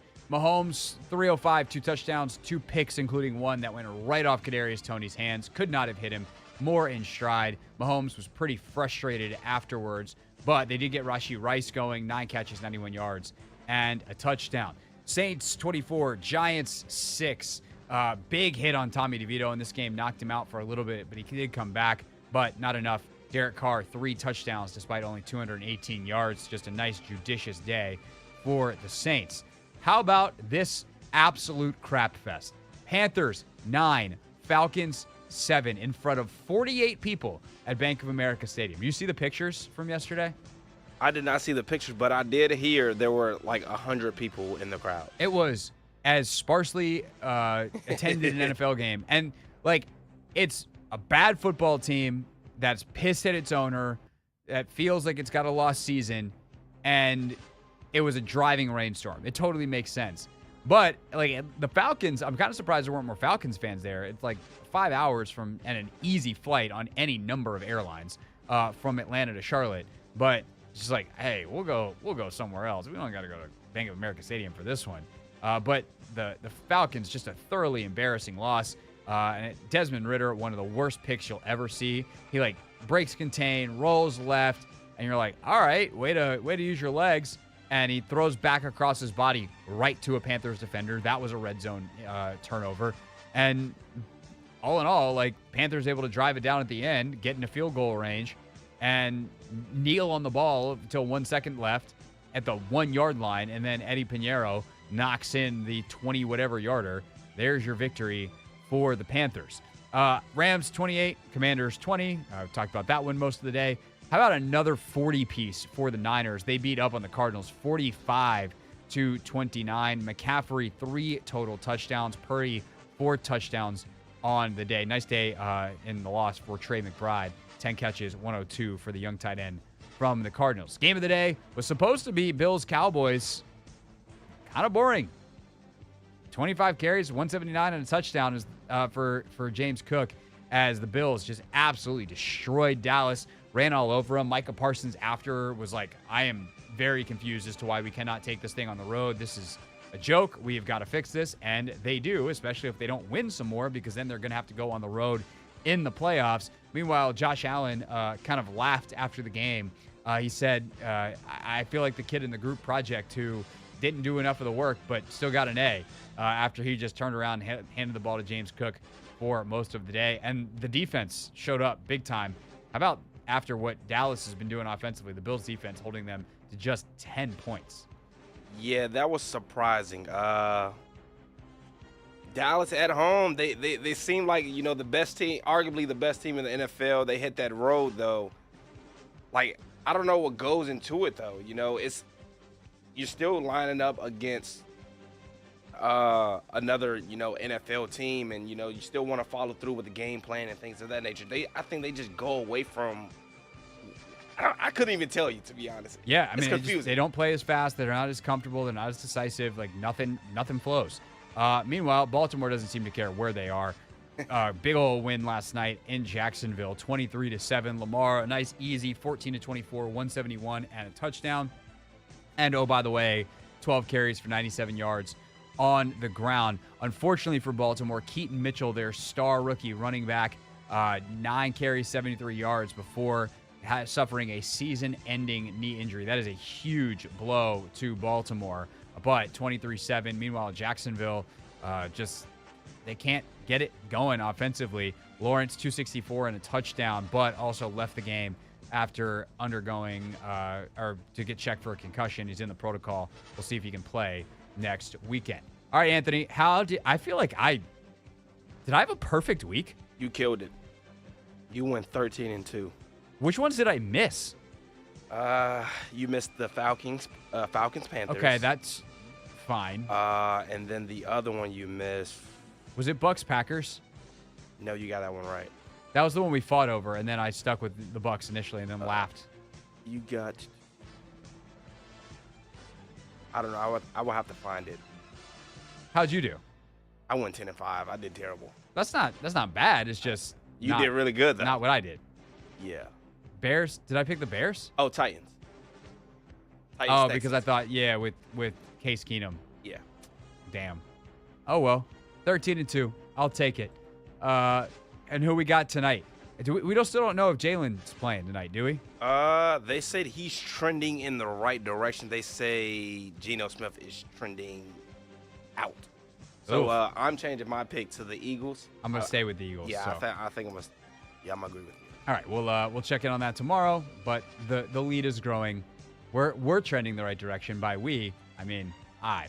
When we get back, how did we trend in our pick 6? We will discuss some key commanders, some of whom played all right, and some of whom their lack of good play was a big reason why Washington lost. Pick 6 is next on a Misery Monday on the Team 980.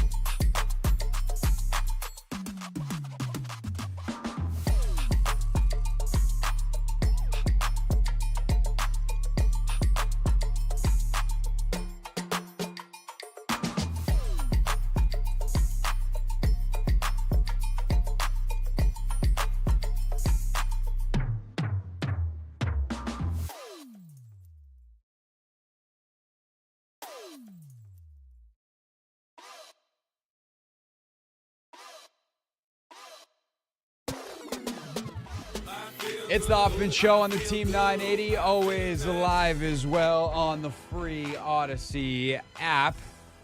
Time for, on a Monday, our pick six. We identified 6 players that we thought would be key to the Commanders competing well. And, well, it is an interesting list we're about to look at, Anthony Haney. Let's do it. The 6 biggest Commander storylines. It is caught! Delivered at 6 o'clock sharp. It's the Pick 6 at 6. I'm going to be their biggest and harshest critic, but I'm also their #1 fan. All right, so 6 Commanders we thought would have a big impact on the game. And I think we picked pretty well. Just a lot of them did not have big impacts. Number 1. Sadiq Charles, Chris Paul was the first pick, Anthony. Their average PFF grade is like a 40. They did not have a good game with Aaron Donald inside, and some of the pressure that Sam Howell was under was directly related to that play. It wasn't a good game for the offensive line. I think it might have been one of those games where, there's some guys that played really well. Like Cosme's PFF grade was like one of the highest of the seasons. But that left side just kept leaking, and it caused problems. And I think that the other thing you have to think about with the offensive line in particular, and that guard spot in particular in front of Sam Howell, is you need to be super stout in front of a shorter quarterback. And these guys just have not really done that to the tune that, let's see, Aaron Donald had 4 pressures on the game. Kobe Turner, who also plays inside, had 3 more. And the Commanders only had like 30-something dropbacks. So not great, Bob. Nah, it wasn't great. But also, I think from a run blocking standpoint, we didn't have a lot of success on like the short yardage kind of runs. Nope. So I think that's also something to point out. Again, if we can't run the ball to help Sam out, it's going to be hard for him to, just drop back, because now people are just pinning their ears back and, attacking the quarterback. Paul, a 15.3 pass block grade. Charles, a 26.3. Charles, a 43.9 run block grade, a 54.9. And Paul barely played. He only had 17 snaps, which makes it hard to if you have one bad play, it really brings you down. But Sadiq played the majority of snaps, 43. I think we've seen enough to know that you should be looking for a left guard in the upcoming draft and free agency. Which brings us to number 2. Emmanuel Forbes was number 2. He played 6 snaps, and Ron said today, he's like, we really liked Quan in the matchups. If you can rotate your left guards, you can rotate your corners. What the hell are we doing? He's the first-round pick. And if you're protecting him from something injury-wise, fine, but then just say that. Like, can you think of any good reason why your first-round pick in a lost season is playing 6 snaps as long as he's healthy? If he's hurt or too hurt to play, he shouldn't be suited. If you're going to suit him up, play him. We shouldn't be sitting him on the sideline doing nothing, especially when our corners that are already out there are still having the same problems with coverage bust, not tackling, penalties, and things of that nature. So, again, these last 4 weeks are all about evaluating what we do have on the roster. And you can't do that if Emmanuel Forbes is sitting on the sideline standing next to you. Like, I thought BSJ made a couple of plays. Fuller made a couple of plays. Yeah. Those guys were in there on some tackles. I don't know whether it's BSJ or Fuller, or Curl on the busted coverage. You can carry that. You can either say it's BSJ because they're in cover 3 and he's the deep player.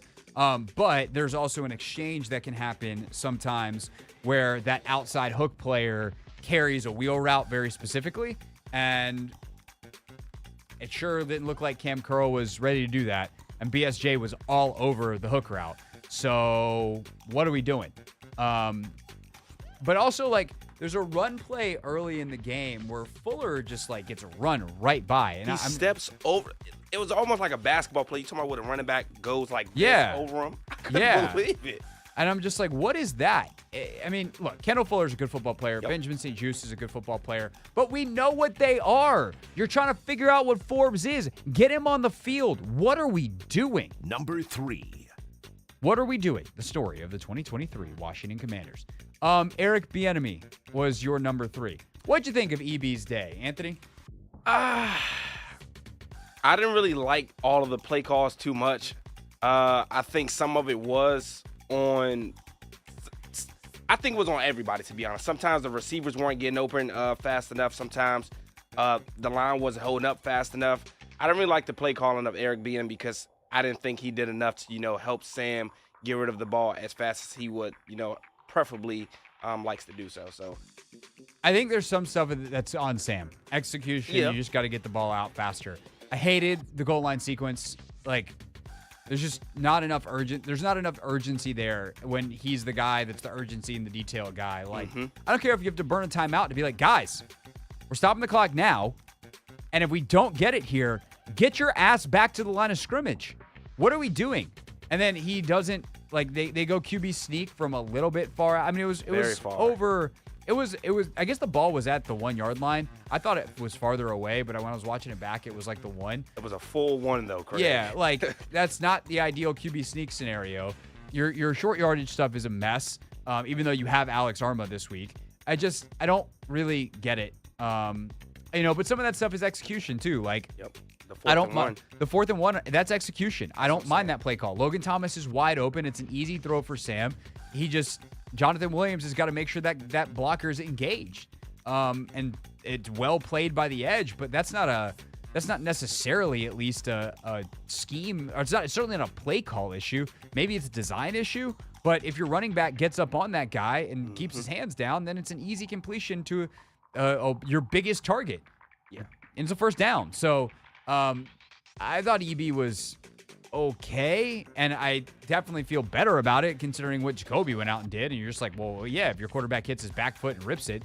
But it goes back to the bigger thing that I've been talking about all season, which is their plan for Sam Howell has been terrible, which is they're going to ask him to do stuff he's not good at, and and hope he gets better instead of finding things he is good at or taking things off his plate. Number 4. Jahan Dotson, total 0 in this game until Brissett gets in there and he has the 1 catch. This is not good, but I also just don't get it. He was great in training camp, and I don't really have a good reason why it has been so bad. He's been not up to speed on some of the details. Like, he's not as urgent out of some routes and things that he should be, but I think with different quarterback play, I think he's having a better year. Number 5. Quan Martin was pretty good yesterday. He showed some really nice stuff in the run game. See how he graded out on PFF, but he showed some really nice stuff where like he's a nickel player who's coming up and fitting things, and you're like, wow, okay, this is big time stuff.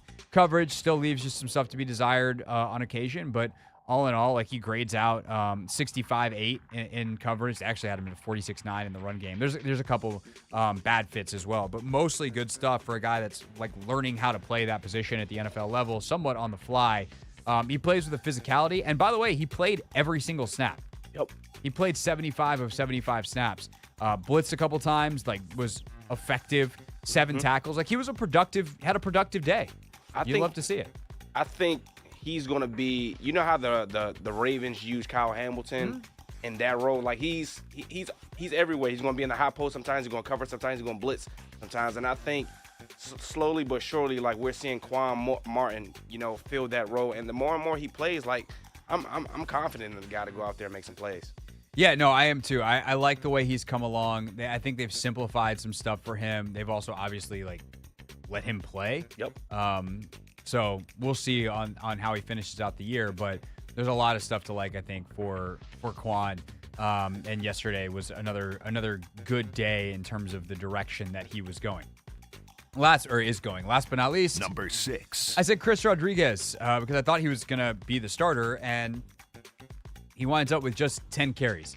Averages 3.5 a carry. Was not as effective in short yardage as I think we would have liked to see. Like, Brian Robinson probably would have helped yesterday. But also, I wish that Antonio Gibson got more than 4 carries. Like, the Gibson thing drives me nuts. I know he has a fumbling issue, or has had a fumbling issue, but this dude was 1,000-yard back as a second-year player, right? It wasn't his rookie year. It was his second year. Yeah, second. 21. And then you go draft Robinson, and if you want to pair them together, fine. But, like, AG was the guy going into 22. AG was in the freaking, I know this is like a silly measure, but he was in the Eastern's Motors commercial. Like, that's how highly he was thought of around the organization and you know, obviously outside. It's not like the organization decides who's in the Eastern's commercial, but like, he was a dude and he just can't get the ball, and he's good with the ball as long as he holds on to it. And I realize that's a high wire game to play, but without B-Rob yesterday, 4 carries for AG, crazy. They didn't run the ball a ton, period. They didn't run a lot of plays, period, because it was a bad day at the office. A day at the office that culminated with Sam Howell getting benched in favor of Jacoby Brissett. If you haven't heard Ron Rivera's reason why, you will. Next, the Hoffman Show on the Team 980, and always live on the free Odyssey app.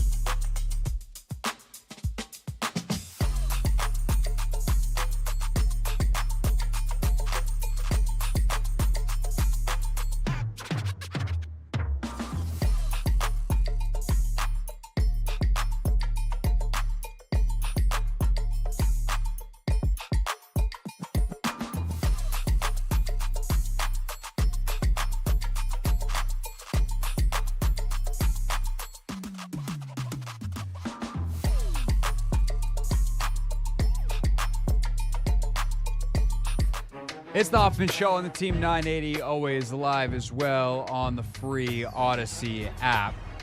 Dave Johnson will join us on a Wizards game day coming up in just a few minutes. They played the Suns tough last night. Unfortunately, another loss, but at least they were competing, which you'll love to see. Although Jordan Poole is like, bro, when Clinton was on last week, or maybe it was 2 weeks ago, he was like, Jordan Poole is becoming like one of the all-time goofball wizards, which is a hell of a list. Your Nick Young, your JaVale McGee's, you know, the Wizards Daily Wizards, if you will. That you probably don't get that reference. I know what Wizards Daily is. What's Wizards Daily? It's like a Instagram and like Twitter site that posts all things Wizards. So that's not the reference that I was going for. Oh, never mind. So back in the day, I want to say, I'm trying to remember if it was on SVP and Russillo or when Ryan Russillo was hosting, who's now obviously with The Ringer, hosts the Ryan Russillo podcast. But he, on the NBA podcast that he used to do back in like the early days of his career, it was during kind of knucklehead Wizards era, and they did a kind of funny feature called Wizards Daily when the Wizards would do something stupid. Oh, okay. And so Jordan Poole last night, the Instagram account I saw, that when Rachel actually sent me the highlight, and she's like, and the meme was like, it looks like Jordan Poole just slipped on a banana peel in real life. Yep. We just got some real knuckleheady stuff with there. The game on the line, though, Craig. 20 seconds on the clock. This is what you're doing? I mean, it's not like he slipped on purpose. I feel bad for JP in this instance. It is a bad situation. It's not like he slipped on purpose. He didn't do anything wrong. He's running up the court, and it's like someone shot the Mario banana peel, turtle. Yeah, I wish we had like he's playing Mario Kart. We need him to play NBA 2K. Yeah.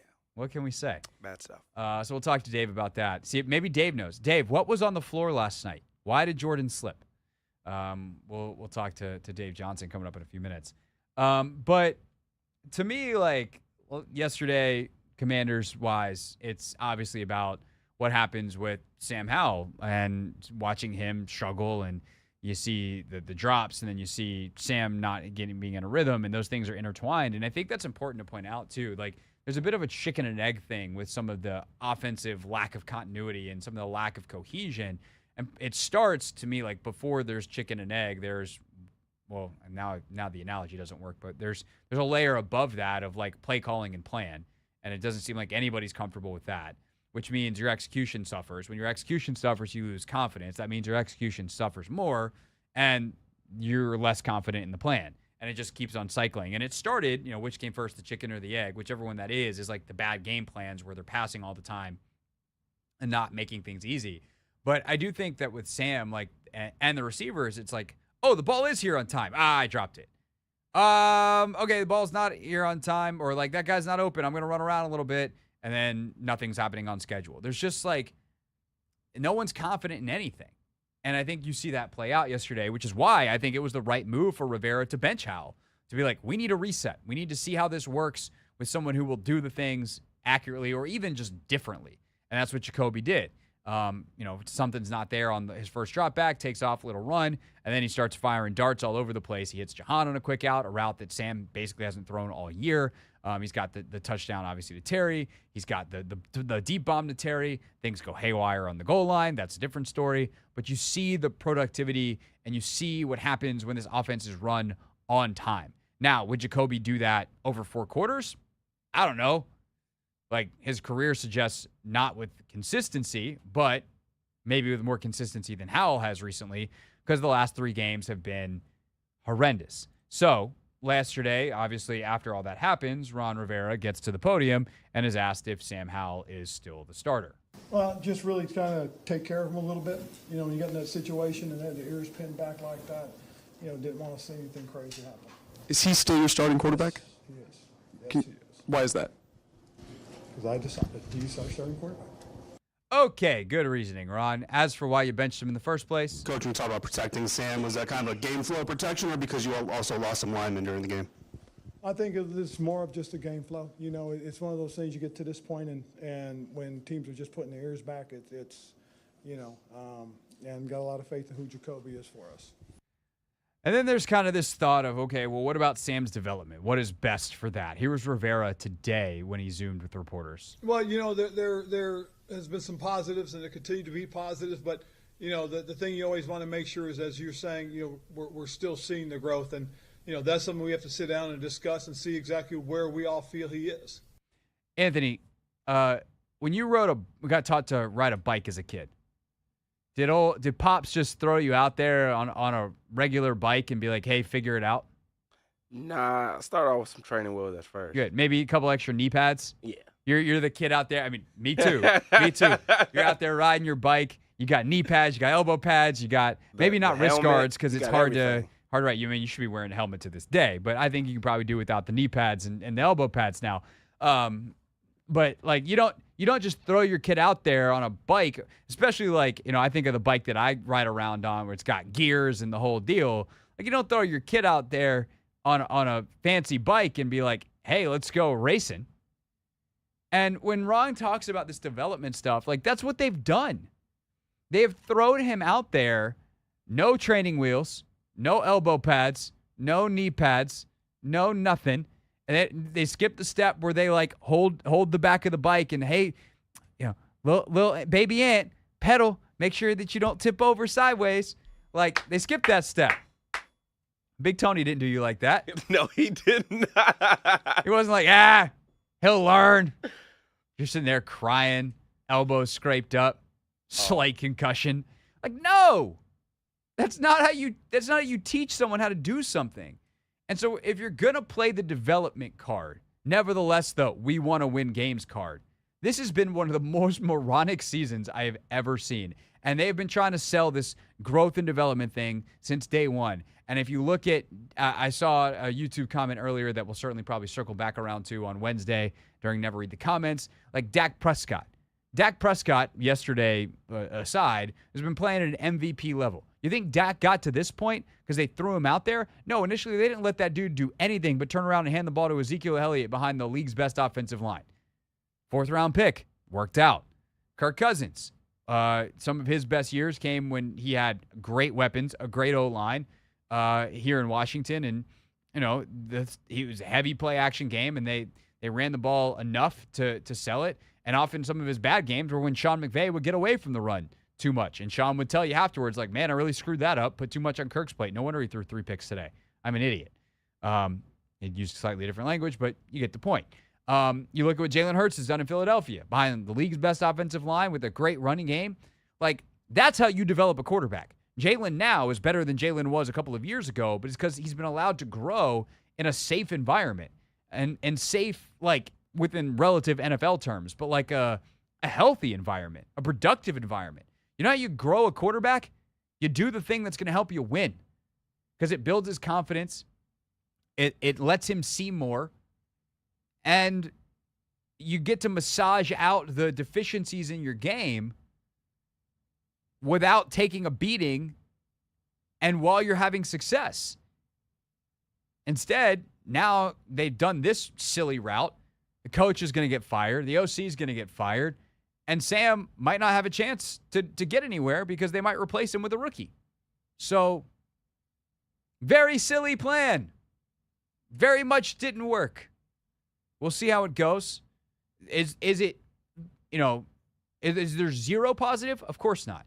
Of course, he's gotten to see a lot, learn a lot, and maybe he's tough enough to survive this and come out on the other end.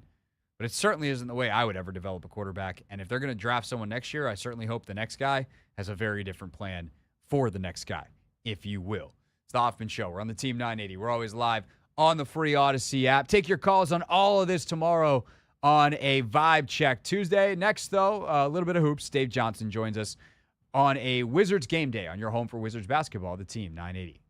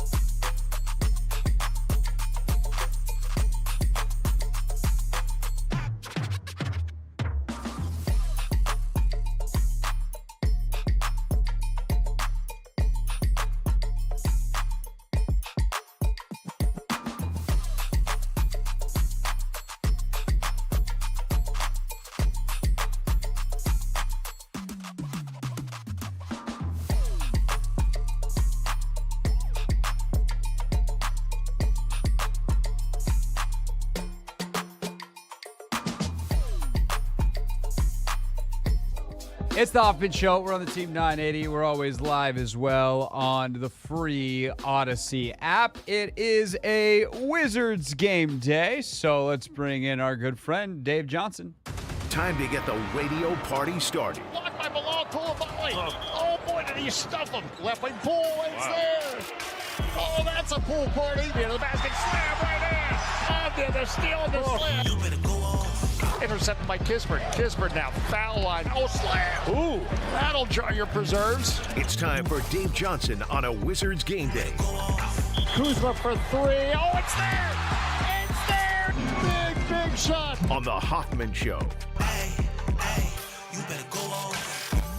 To Sacramento we go. Wizards and Kings tonight. Late night here on the Team 980 after a brutal Wizards loss last night. They were right there with the Phoenix Suns. And Dave, did you get a chance to go down to the floor afterwards and figure out what the heck Jordan Poole slipped on at the end of that game?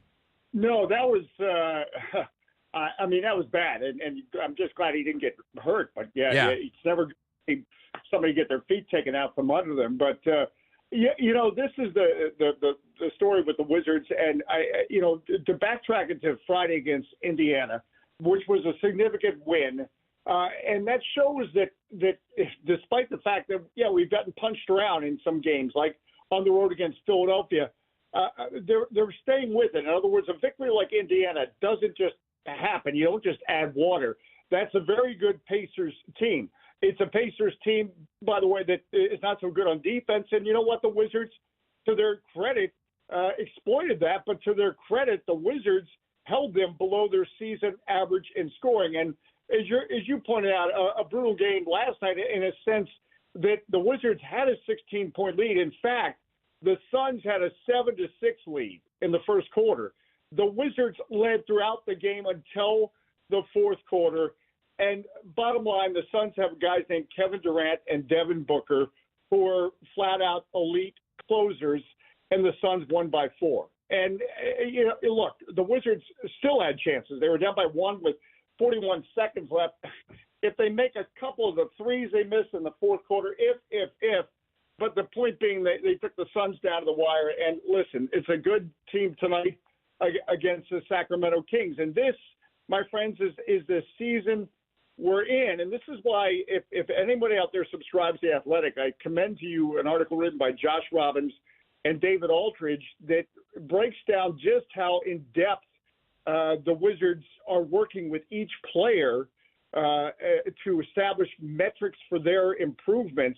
Mike Muscala relayed the story in the article that he'd never had it before in the NBA, and he's a veteran, where before the season, literally 9 or 10 people from the basketball operations staff met with him to discuss, all right, this is what we want you to do. This is how you're going to be measured. And they do that for every single player. And then they consistently have meetings. All this stuff is not slam dunk sexy, but it tells you the level of detail that Michael Winger and Will Dawkins and company are bringing to this process. And, that's why we're going to enjoy wins like Friday in Indiana. And that's why we're hopeful that we'll get a win out here on the West Coast. It's a tough trip, but we'll see what happens. Super tough trip. Sometimes road trips are good for teams, though. They can kind of do the bonding thing. And then again, this team has done a lot of road tripping this year, but it's been a lot of go out, come back, go out, come back. Over your years of doing this, what can be the power of a long, especially West Coast road trip where it's no, we're going to be together for 10 days or whatever the number is going to wind up being for this trip. And there's not a lot to do but go out together and do things together versus you got one night in Milwaukee, then you come right back. Right. No, yeah, you make a great point. Listen, I figured out we played 24 games now. And 14 have been on the road. So this will be, out of 25 games, our 15th road game tonight. And so it really has been a season where the big challenge is you look at that shirt and say, did I get that dry cleaned? Is that clean? Can I wear that? I don't know, because we've been in a constant state of packing and unpacking. And now we've got the second of back-to-back tonight. And it happened this morning. I got up. to go get my coffee, and then I thought, as I got to the lobby, what floor did I just come from? What room? And I could not remember my room number. So then I had to go into visual memory and think about checking in last night about 12:30 and saying, all right, I think it was the 6th floor, and we went from there. So my point being is it's a lot of road games, and that can work as a positive. The good thing about this group is if whether it's Tyus Jones or every time he gets on the bus, he makes sure he, daps everybody's hand. This is a collection, as we talked about at the start of the season, of players that in some cases we don't know how long they're going to be part of this process, but they're embracing it because maybe they're going to be part of the Wizards long term, but they all want to continue to have successful NBA careers. And so you do have that fighting spirit, and so it is a good vibe, despite the fact it's 4-4-20 right now. Yeah. Okay. So now time for a really fun pop quiz, Dave. One that I just came up with because this is the way my brain works. Who is the most likely Wizard to forget their room number? Wow, that's a question that'll probably get me in trouble on social media or something. That's a good question. I mean, but you stumped me there. Okay, who is more likely to forget their room number, you or Glenn? Actually, probably me. I'll take the sword. Yeah. Okay. So, but yeah, I'll take the sword. On a player basis, I'll tell you who's most likely not. Well, that was going to be my follow-up. Is who would you most trust to have to remember your room number so that you don't forget?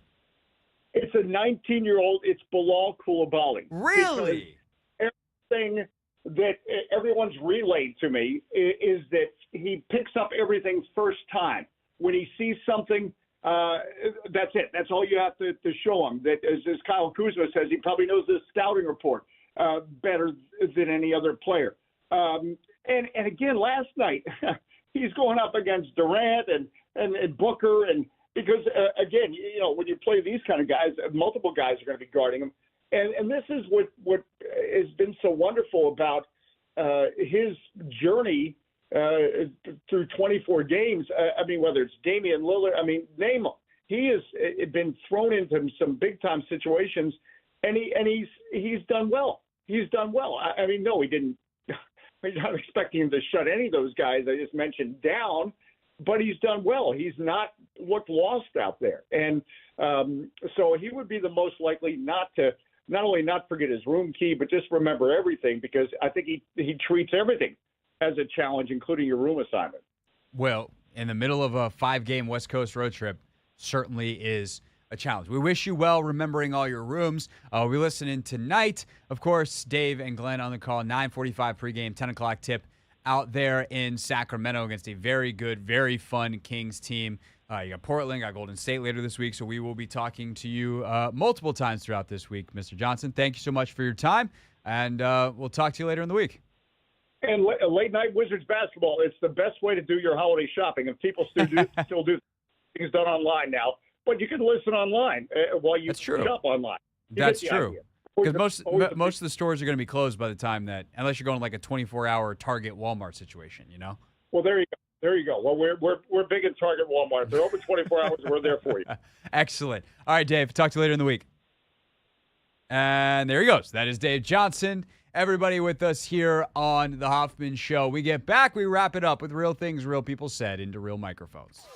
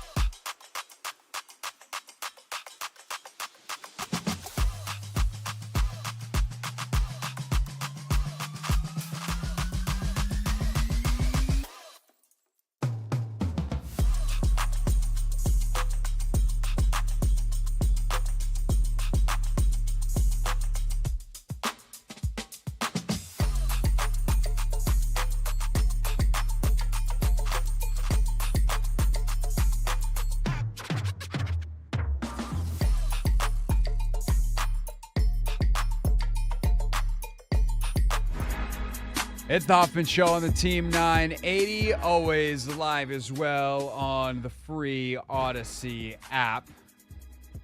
It's weird doing a show till 7 o'clock, Anthony. I feel like we haven't had a Monday, especially, without a Wizards game in a long time. Well, there is a Wizards game tonight, of course. It's just late enough that it doesn't interrupt our show. Yeah, they're on their West Coast trip, so probably won't have any short show for some time.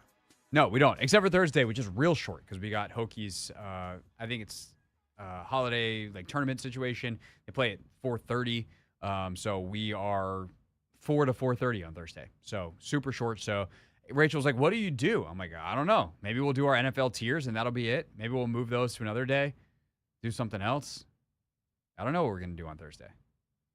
It's a great question. I won't be here on Thursday. Yeah, I'm glad that you get that day off. It would be very silly if you had to come in. Yes. But we'll see you on Friday. You will indeed. And I got you tomorrow and Wednesday too. So. Or that too. So, full 4 to 7 here on the Hoffman Show. And then next week is Christmas, so we only got four days. And then next week after that is New Year's, and that's probably a 4-day week. And the week after that starts with Black Monday, so I can't imagine what we'll be talking about on that day. Oh my goodness. So it's about to get real. It's about to get real, Ant, is basically what I'm telling you. I don't know if I'm ready. I think I am ready. Yeah, I think I'm ready to not talk about the 2023 Commanders anymore. Please, for the love of God. Tomorrow, Vibe Check Tuesday. Take your calls for the entire first hour. So that'll be a good time on the Ace Law listener line. Of course, if you're in a wreck, Ace Law helps you get a check. You call 8888 Ace Law. It's also an Overreaction Tuesday. Woo. We will have Linnell, and I know that he has some takes that I'm not super pleased with. Oh, have you heard some of them already? I mean, I saw some tweets. Oh. But sometimes he's super in the moment, ticked off on a Sunday, and he chills just out by the time. Decompress a little bit. Yeah, and then he convinces himself that he was right about his Sunday tweets by the time he comes in with Russell on Wednesday. I'm like, you're all over the place, bro. So we'll see what happens there. I also think our reschedule with John Thompson III will be tomorrow. So, hey, JT3, you are a DMV basketball legend. You are the son of the DMV and specifically DC basketball legend. So you now work for Monumental Sports. I'm guessing he's going to try to convince me that it's not a big deal that the Wizards are leaving DC. I will ask him pointed questions. He will give his answers, and I'm very curious to hear them because it's an opinion I value a lot based off of who he is. Rather important voice on the subject. Anything else from a housekeeping standpoint, Anthony? I don't think so. All right. Yeah. Tomorrow? Who am I scaring tomorrow?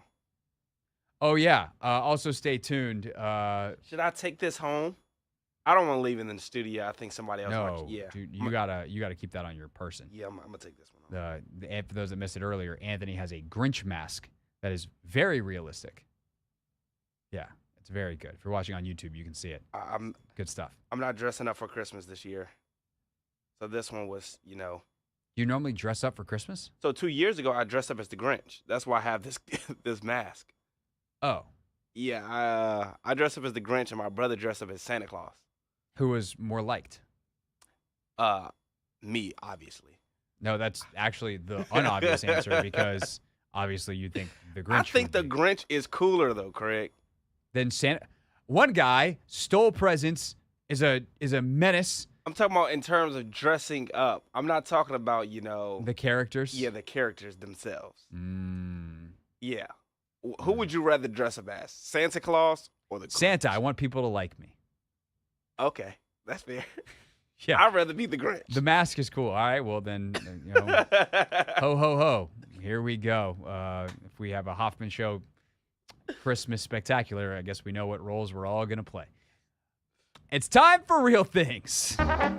Real things. We're not going to be sucked this year. Real people. 5 and 11, not very good. Set into real microphones. The culture is actually damn good. On Saturday, Jake Browning and the Bengals beat the Minnesota Vikings, and Jake Browning admitted to being a human being. If you got cut from a team or, you got a vendetta against a company or whatever, like, you can say all you want. No, I'm trying to prove it to myself. Like, whatever, it doesn't matter.